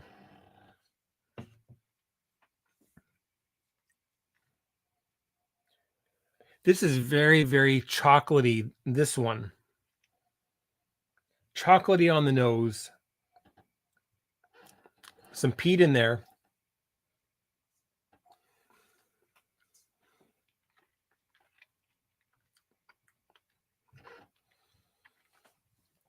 A similar style of peaty flavor to the Bowmore. A similar level and, I don't know, otherness with this one. And I think, I don't know, and I promise you I can't see. I cannot see what that says at the bottom. and I'll get that nice and close to you. Hopefully you can see the white tag on the bottom. It's invisible to my eye what's written in there. Okay. But I think that is Springbank 15. I think this one is Benromic 15. I'm pretty sure about this one, and I really, really like it. And I think that this particular year, you know, like 2019 minus 15 years, 2004-ish, I think that was particularly a very good year for Springbank. Okay, let's see if I'm right. And again, I mean, like, I apologize that this isn't a full-on black glass blind comparison.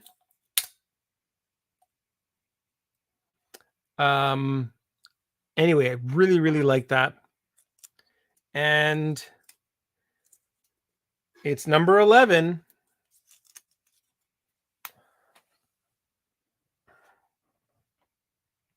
Okay, so I got that right.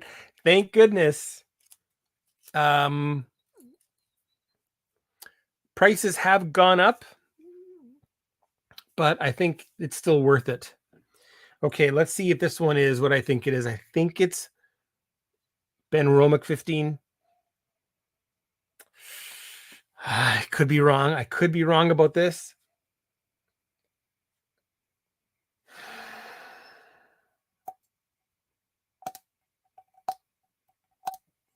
What if it's another? Oh!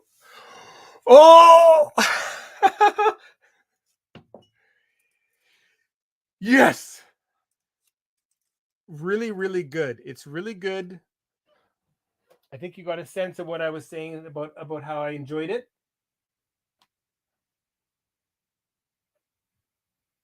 Number 5, which is in fact Benromic 15.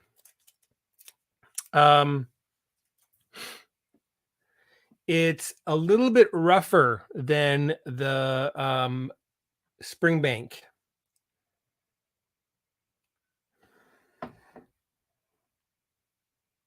But supremely enjoyable.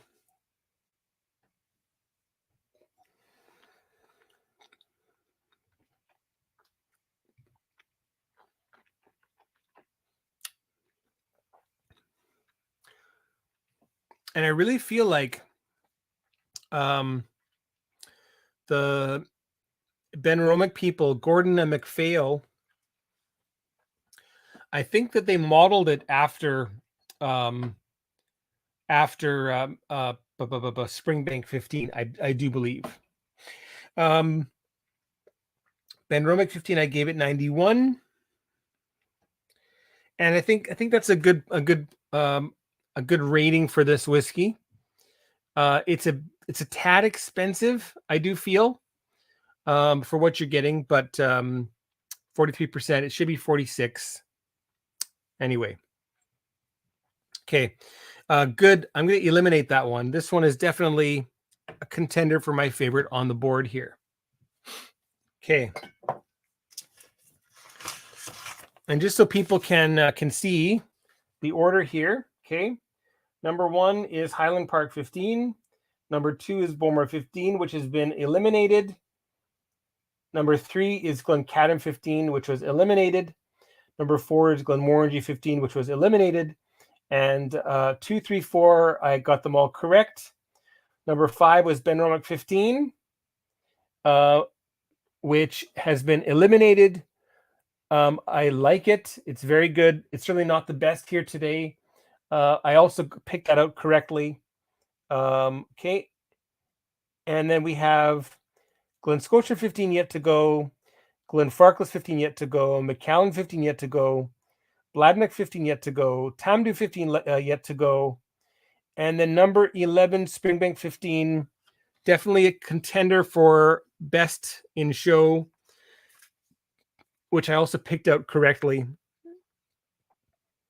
So there's that. Anyway, I'm feeling good that I know what things are.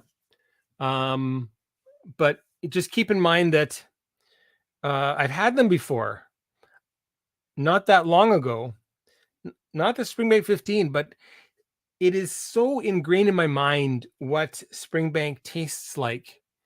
You might confuse it occasionally for certain Glen Scotia or Kilkerran, possibly.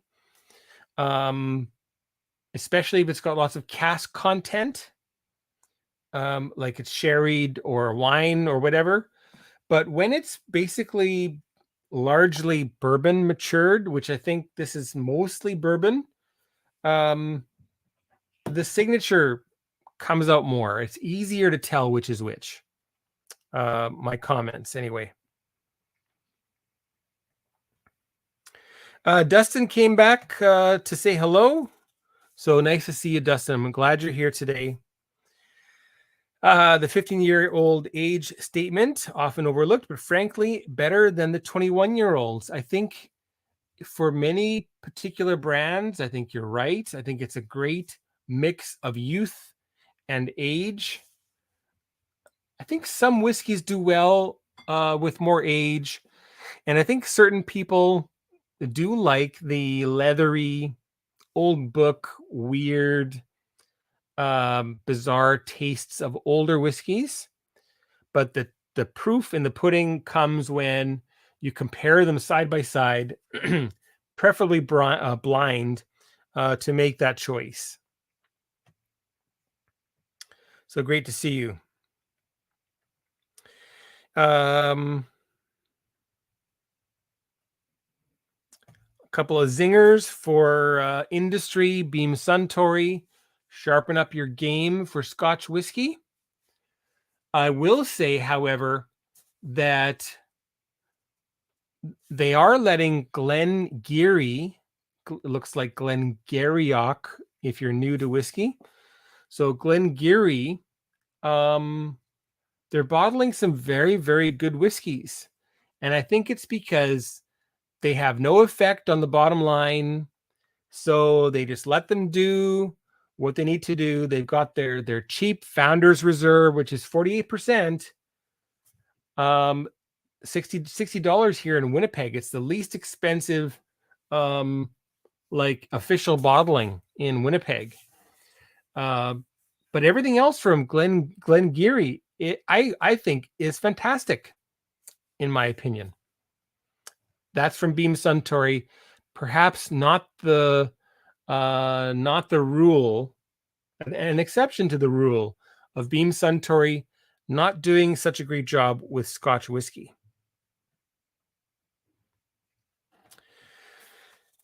Top shelf. Okay, I don't think it's 100% sherry. I mean, if it's 100% sherry, then it's like third fill, and it's still American oak. But I don't think that's 100% sherry, at least not that particular year. Okay, let's get into the rest of these here.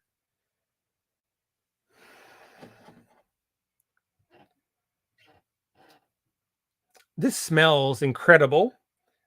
This is a pure sherry whiskey. That's a mix of casks, I think.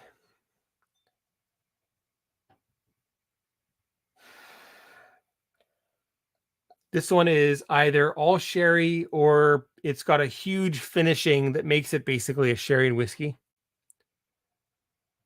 This one's all sherry. Oh, man. This is where I'm going to have egg on my face. Holy crap, Mark.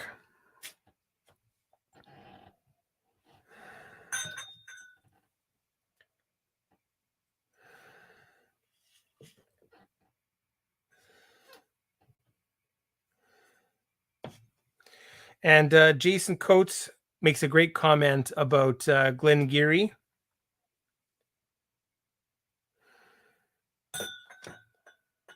And he's referencing the fact that Glengarry has gone back to a slightly peated malt, I believe this year, or was it last? But anyway, so yeah, we won't know how that affects the whiskey for a number of years. In 2032, I am going to be 57.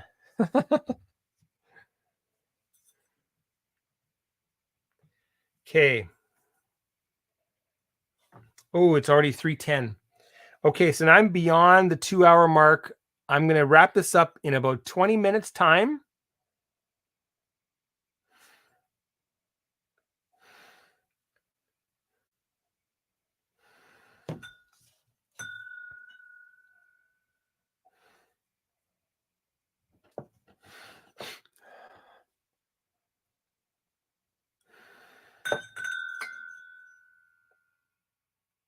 What is this? That shouldn't be there.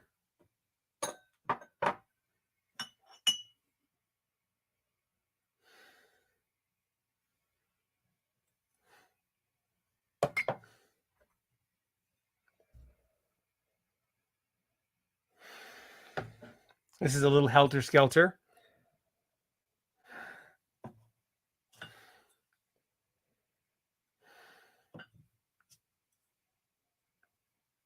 Okay. Well, the nose on this is exceptional for a sherried whiskey, for a sherry bomb.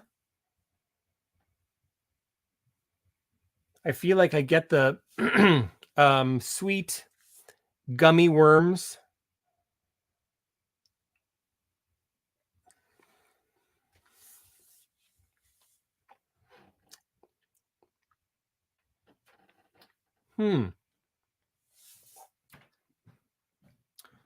Yeah. The palate starts out, you think you are getting something amazing, but then it becomes just extremely tannic and woody.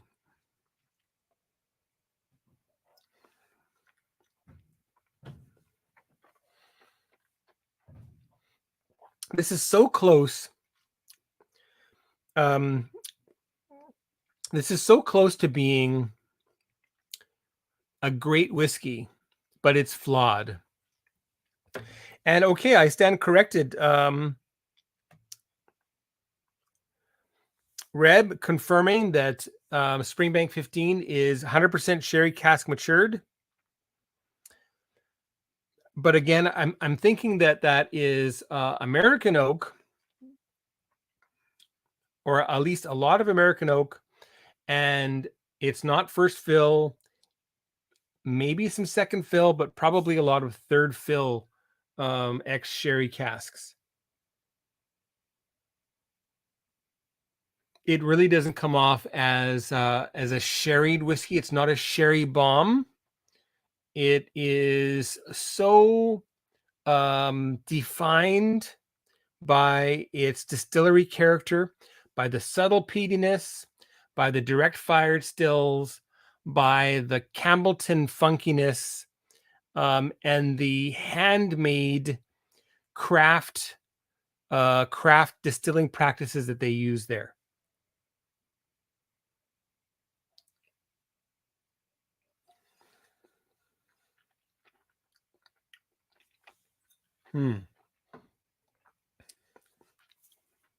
Not a sherry bomb, but hey, it's delicious. And I gave it 95 points for a reason.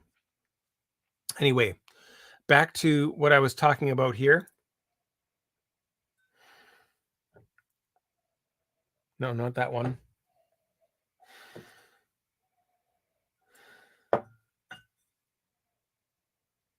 Nope. Nope. Nope. Okay, this is the one. Okay. So it's on the cusp of being just the best whiskey that could ever be made. But it's flawed, and in such a way that it leaves so much to be desired.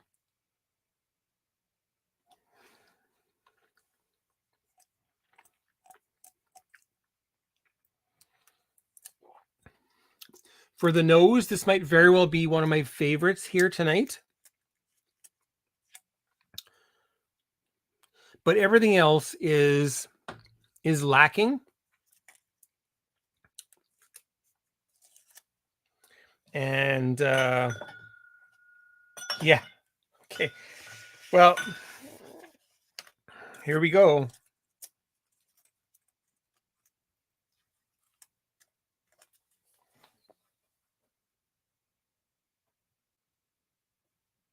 Come on.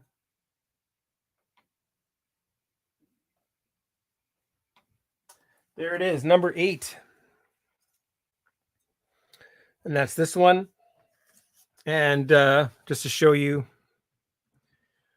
number 8 is Macallan 15, which I gave a score of 82.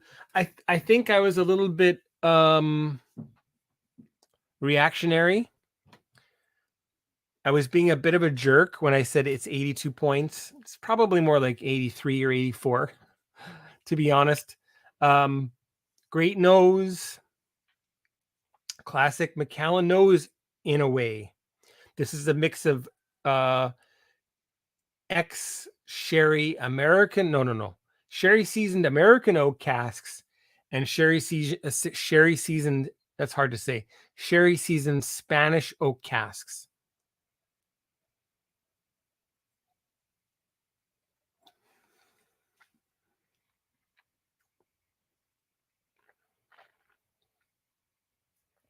And the big flaw comes mid-palate when you're asking yourself, am I tasting Angel's Envy bourbon? Is this a bourbon that's been matured in a sherry cask? It's just so oaky and not in a good way. And the finish is thin, disappears, and all that's left on my palate is just crappy tannic bitterness. It's like an overbrewed tea. Anyway, so that's the Macallan 15. I gotta hide that comment. Sorry, Reb. Macallan 15, definitely my least favorite here. Okay, so favorite, least favorite. I'm gonna put my favorite over here, and well, not least favorite, my less favorite one. This is the Beaumont. Okay, and then I'll put what's left up here. Okay, so we've got 5 glasses left.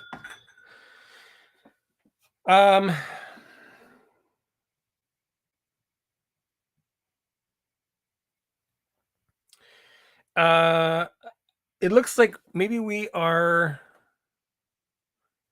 talking about the best Canadian whiskey, I wonder.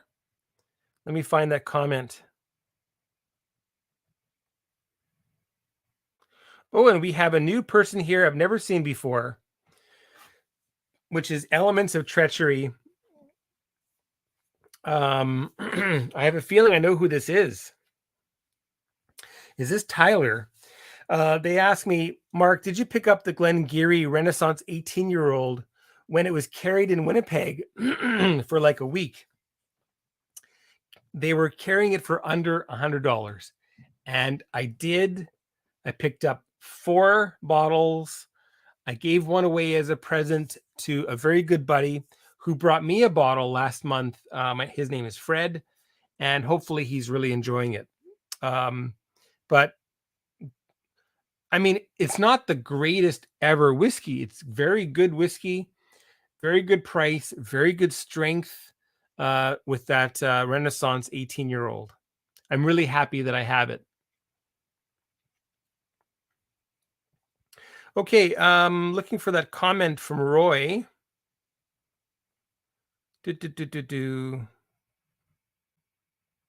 Aha.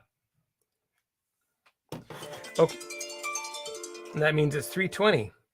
Okay, so Roy N is asking me what's my favorite Canadian whiskey brand. And I'd say that my favorite whiskey distillery in Canada is still currently Two Brewers, but so many of them these days are doing great things. We have Glen Breton over on the East Coast, who's been around the longest in North America, making single malt whiskey. They make something that's very similar to Springbank, Campbellton style, a little bit peaty. They're also using some Canadian peat, which is really cool. They do need to work on their ABV a little bit more and keep that higher. And I think they need to update their marketing. Their bottle shape is a little bit archaic.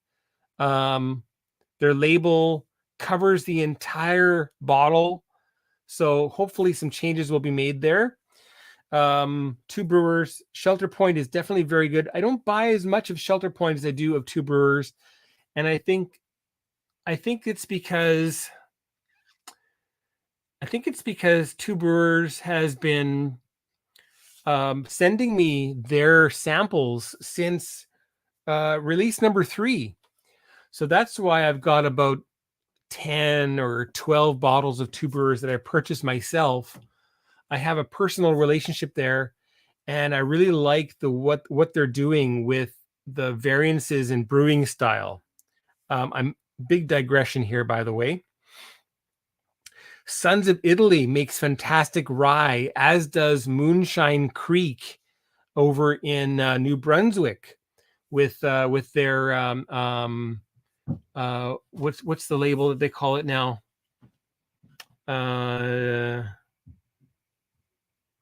It's gone. But their rye is fantastic. Winnipeg is about to release its first single malt whiskey, I think, from Patent 5. My kids are home. Got to hurry up here. But anyway, so Two Brewers will be one to look out for. Available in Canada, a classic Canadian whiskey, Wiser's. Watch for their high proof releases. Lot 40, excellent rye as well, especially when they do cask strength. So that's my comments for Canadian whiskey. Gibson's 8-year-old. It's 46% ABV, $30. Great classic Canadian whiskey. Okay, we got to hurry up here.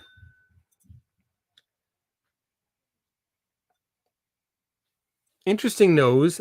That might be Glen Scotia. It's got that Campbellton funkiness. And my daughter is going to the bathroom next door, so we'll hear a flush. Sorry about that. Or is this one Glen Scotia? Oh no. Ooh, that splash in my face.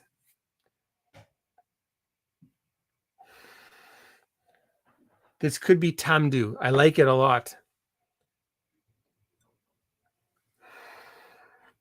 Super chocolatey. This is really chocolatey. I really like this. This is going over here for the nose. Also quite chocolatey. Okay, over here.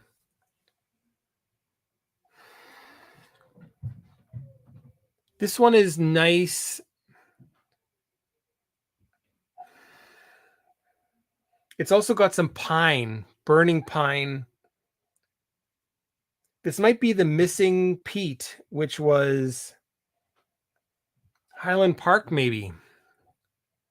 Highland Park 15, perhaps. That's in the middle.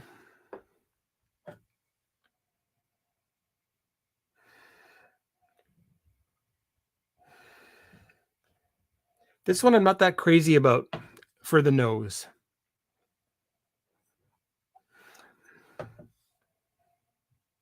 For the nose, these two are fantastic. Let's see if the palate also compares.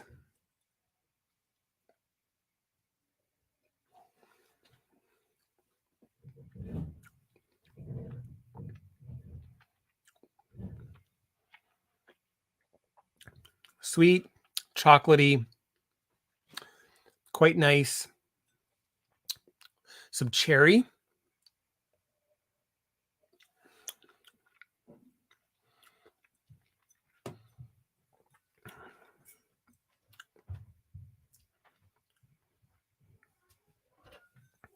Oh, and look at this.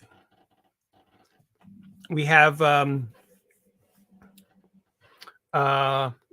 Korean fella, K Jihan, 막 형님, 짱, 짱입니다. 짱. Thank you. I really appreciate that. He's saying, like, you're the best, you're awesome. K 제안도 짱이에요.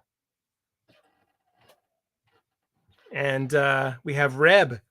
Reb threw up some Korean. He says, 좋은 저녁이에요. Good evening. Really good evening. Well, I appreciate that.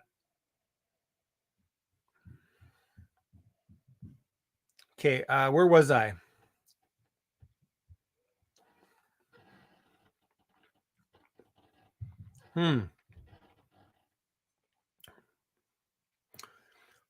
Chocolatey, cherry, delicious.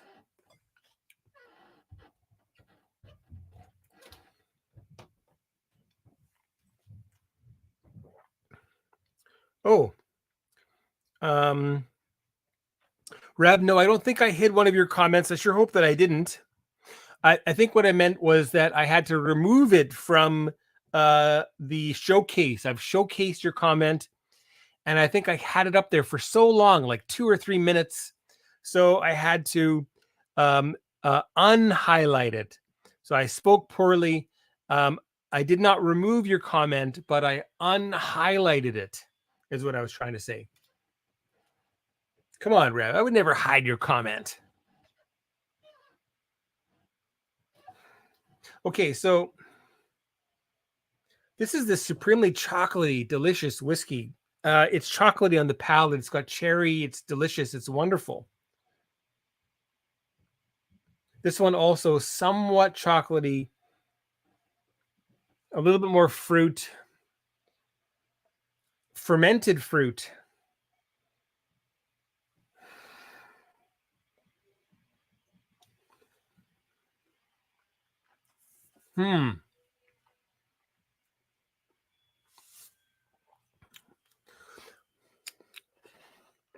That's pretty good. Okay, so Springbank 15, number 1.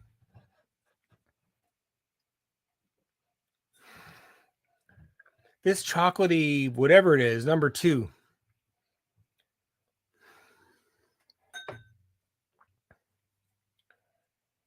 This one's number 3.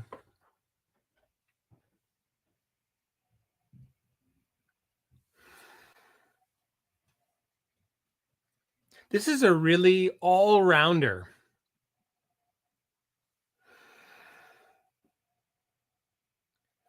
I feel like it's predominantly sherry, but it's got a good amount of everything going on for it. Definitely a midpoint.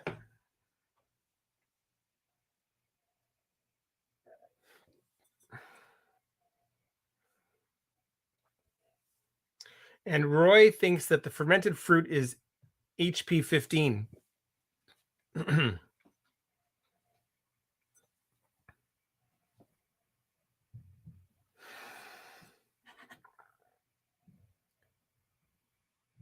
This one is really...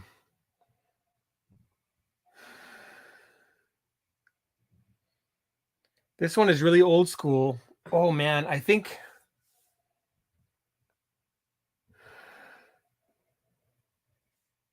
I like it. It's just kind of like somewhere in the middle, though.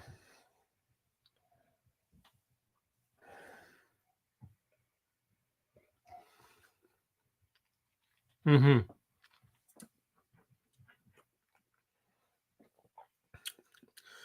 This must be Farkless 15. It's got to be. It's very, very good. They did increase the prices recently. They're still very good value, though.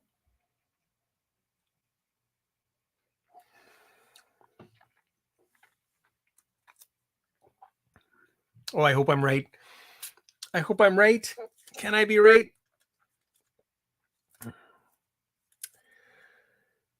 Get out. Okay. Number 7.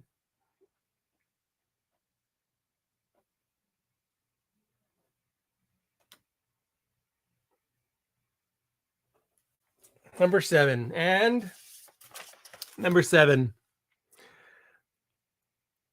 Farkless 15. So, Roy, it wasn't the fermented fruit glass. And I think that, yeah, that's the one. I think that the thing with Farkless is, for something being fully matured in sherry, it is the least sherry monstery whiskey amongst the sherry whiskeys. And smelling this now, I'm reminded of Hungarian Palinka, aged in oak barrels. Some grappa notes as well. So Torcoli Palinka from Hungary, lightly aged grappa from Italy. The cask here is exceptional. It's very, very complex. I like it. I like it a lot, but it's not the best here tonight. Keep in mind that Farkless 15 got a score of 90. Very similar to the score of Bowmore 15. Okay. Well, there's only 4 left. I'm doing better than I thought that I would. Especially after this much time off from whiskey imbibery. Some nights I don't have whiskey these days, or I'll have one like half glass, and then I'm just so tired I want to go to sleep. My work schedule, it's also like, man, that Netflix and chill kind of like stuff that you end up doing sometimes, and the binging of series. Did you binge the Dahmer series? It's rough watching, but great direction, great acting, great cast. Anyway.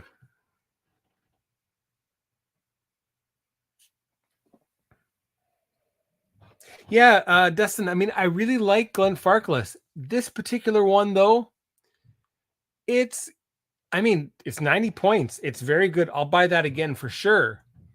Especially the price that it's at. But I think for me, in terms of age, when we talk about age, I think I like Farkless aged 20 years plus, or I like Farkless aged in first fill sherry, which I had the chance to try once. A German release from 2004 in a black tin tube. There's a review somewhere in the back. This is nice. This is sherried. This is very sherried. And so is this. Now, I can't say I'm going to be able to pick out Tamdoo. That's that nicely chocolatey one. Ooh. Yeah. Okay, so these are up for second place. A little bit less chocolatey, a little bit kind of like a rye spice.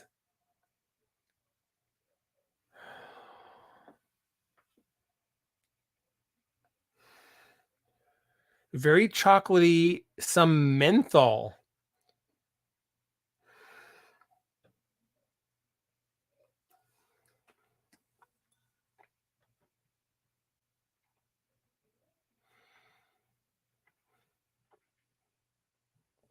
And Roy obviously loves Squid Game. I mean, I love the series. It was very disturbing. And it bothers me when I hear that kids that are similar in age to my own have seen it. Makes me very, very upset that their parents are doing a bad job of looking after their kids and what they watch. It's a disturbing series. It is, there's a lot of symmetry between that movie and Korean society in a cynical way, in the worst possible way. But anyway, great series. And obviously, Roy, and you love that series because you've got the Talgona, shapes right there on your channel identity. Okay. Reb, thanks for coming. I really appreciate that. And Lachaim to you, my friend. I can't read Hebrew. I should probably work on that. But hopefully that's what you're saying. And if so, you rock. Thanks for watching today. We have Rob over at Whiskey in the Six popping by. Rob, I'm at the end here of a semi-blind tasting of 11 different 15-year-olds. So far, I've picked out everything correct. I'm down to the last 4. I'm sure I'm going to get at least 2 of these wrong, possibly all 4 of them wrong. Yeah, this one's number 3.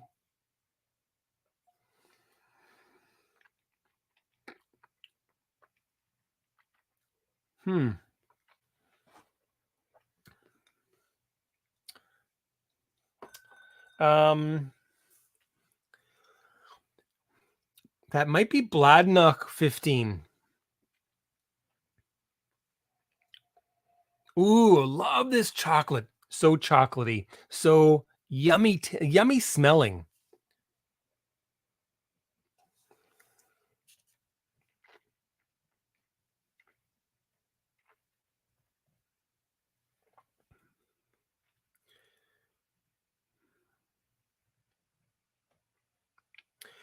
Roy, yeah, you're. I'm not sure what you're saying. You didn't know, but anyway, hopefully I'll hear from you there.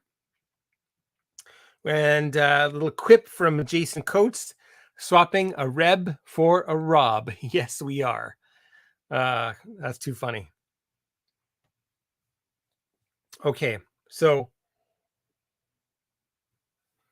And Rob wonders if the chocolate one could be the Glenallachie 15. You're probably right. However, that was a bottle on loan to me from my buddy James, who I think you know. He's here in Winnipeg. He is the vice president of the club, Winnipeg Whiskey Club. But unfortunately, he took his bottle back, and I don't have any left. So it's definitely not Glenallachie 15. I should get another bottle of that, though, because it's really, really good, and it's great with a cigar. Okay, so this one, a little bit of peat coming through on my nose.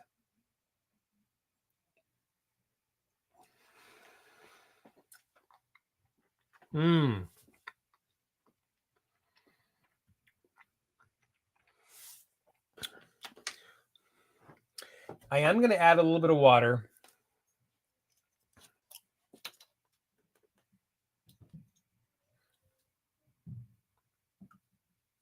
Okay, about 5 drops.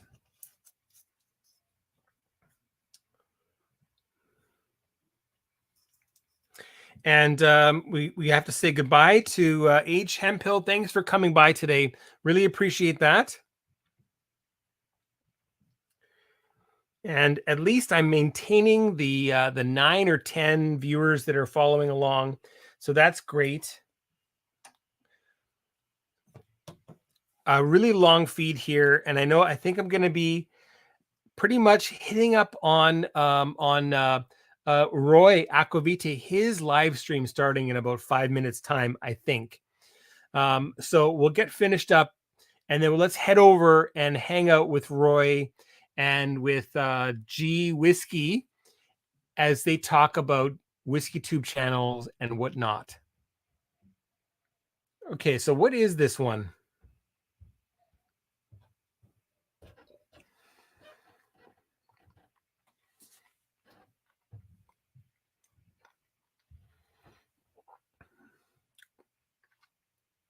Well, I'm divided. You know what? I think this is Highland Park 15. I think it is. My second choice is that it's going to be Glen Scotia 15. I think we got one of these two here. I have a feeling it's the Highland Park 15, but let's see. Okay, one final little smell.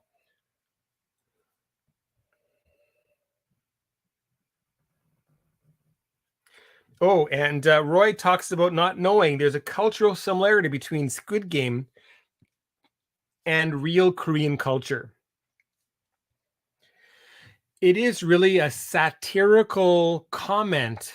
The whole series is a satirical comment on Korean society and the dichotomy between the working class and even the middle class and the upper class, the extremely wealthy in Korea. As is Parasite. If you haven't seen that movie, you really should watch. Okay. So we've added a bit of water.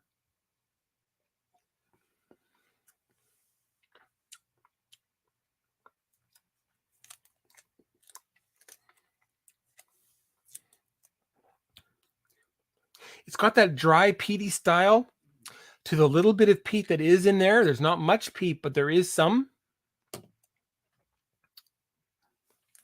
And I don't really think it's the Campbellton whiskey here. So number 6. Oh, I'm wrong. Okay, I'm wrong, but I'm right. It is Glen Scotia 15.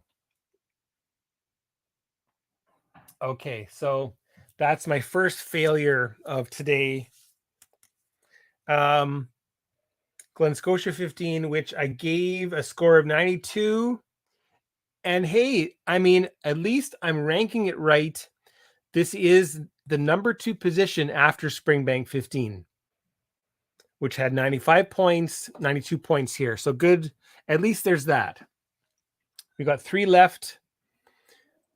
This was my number 3 for smell.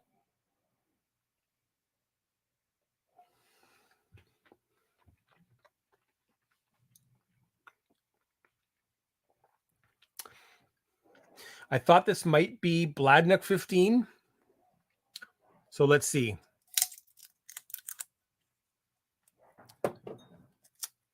And Watchman, he came and he's asking Whiskey in the 6 if he's flying out to Calgary. And then he had to go. So anyway, nice to see you. Really glad you're here. Some funny comments. And they're talking about CC, a particular retailer in Alberta. Okay, and this one is number 9.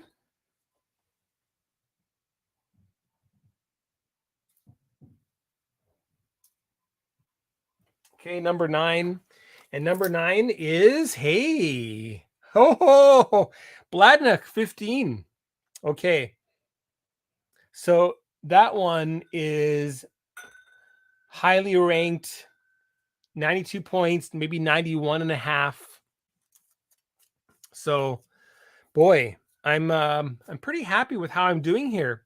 So now I know what these two are. We've got Highland Park 15. One of these is Highland Park 15, And the other one is Tamdoo 15.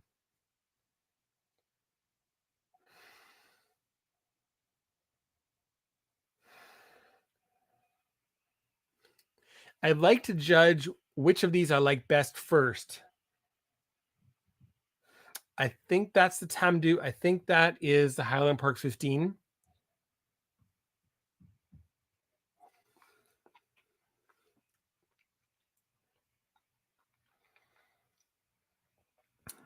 Strength-wise, they're similar. Highland Park 15 is 44%. Tamdoo 15 is 46. Whoa.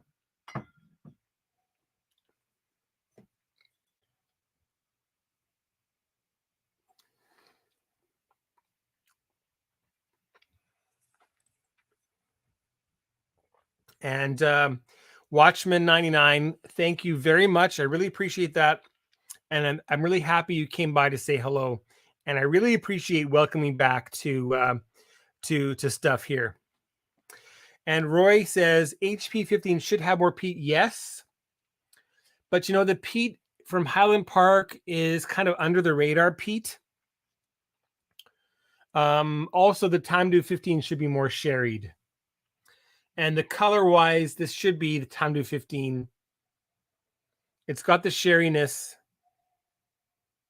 The peat here is very earthy.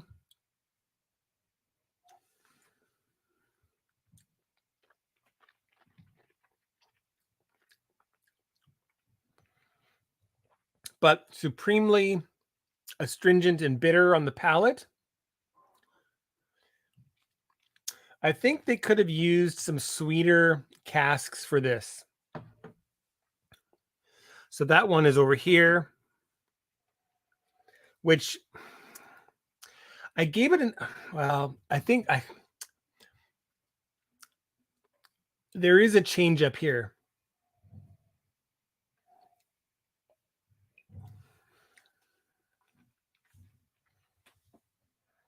Okay. So this has to be Tamdoo 15, which I gave a score of 91, and which probably deserves an upgrade. This is number 10.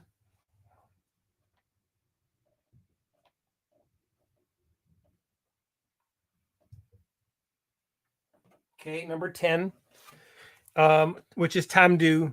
Tamdoo is number 10. Okay.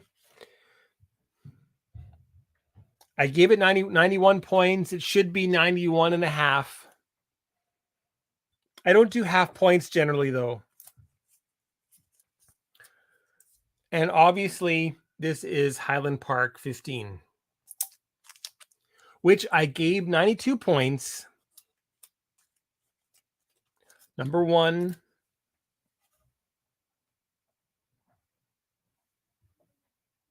Come on.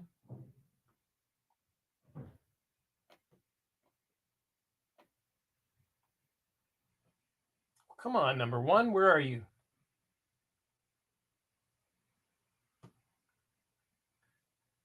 There it is. Okay. So that's number 1, which was Highland Park 15. I gave it 92 points. Okay. But it probably deserves a 90 or 91. The nose certainly is very complex.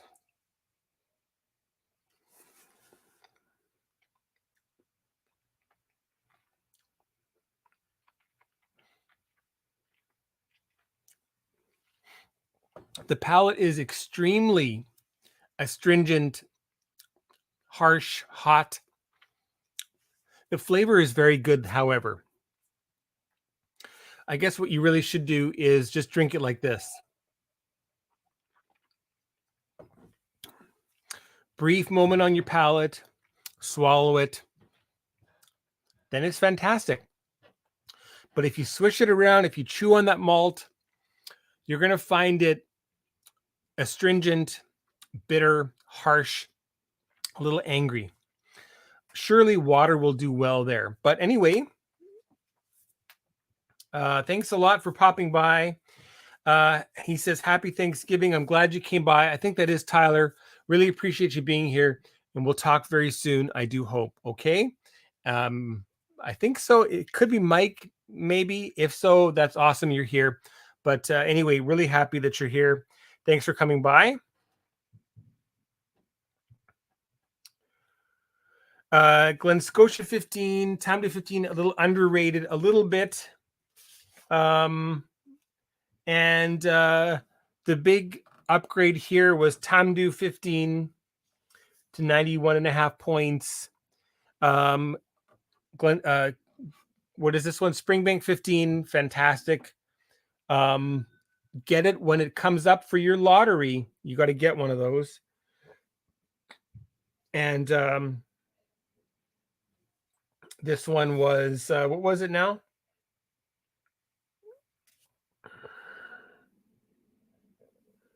Glen Scotia 15, that was super. And I really hope that the new Glen Scotia 15 is as good as this one. I really do. But anyway, I sure hope you enjoyed that. And hey, a little pat on my back because I got like 10 out of 11 of these right.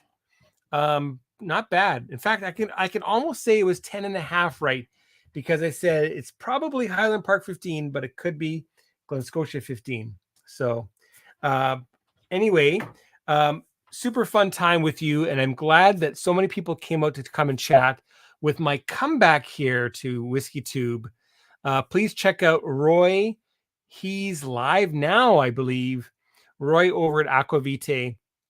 So jump in and support him. I'll put the link to his live stream here for people that maybe have not ever seen or heard about Aquavite. Is that possible? It could be, but I digress. Where are we here?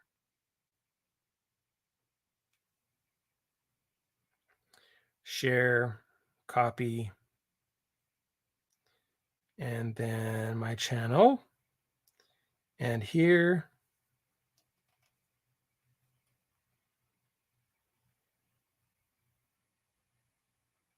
So come see me commenting in Aquavite's live stream.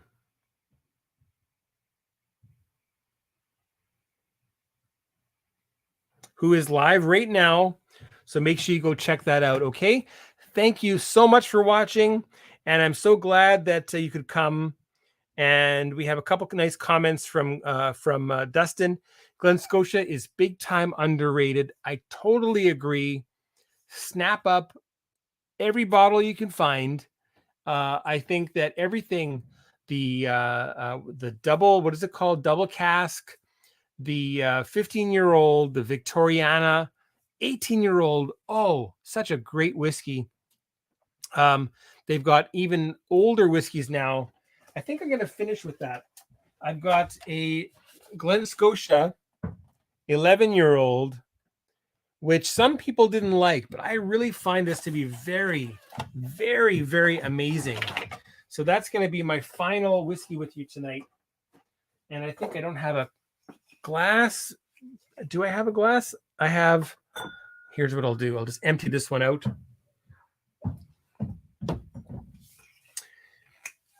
All that banging up there, my kids running around, jumping. I don't know. Are they wearing like Dutch clogs or something?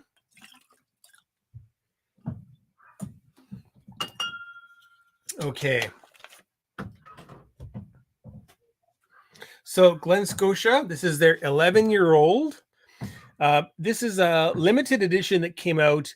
They've got a series that has started. This was the first one, I think. And again, some people just poo-pooed it. But personally, this is just a bizarre, super funky, interesting whiskey finished in a combination of Oloroso and PX casks. 54.1%. It's pure funk. This is pure funk. So for you, Dustin, this is what I brought out for you. And we've got Roy N chiming in. He likes Victoriana as well. Oh, this is just so different. So like cutting its own path here. Glen Scotia is not trying to be Springbank. They're not trying to be Kilkerran. All they want to do is be their best possible self, putting out things that make people stop and just like think about, imagine what you're smelling and tasting. Smelling this one, I guarantee you, this 11-year-old, you will forget about all your troubles. You'll forget about all of your stress, and you'll sit there in malty stupor for a good half an hour, sipping and enjoying this.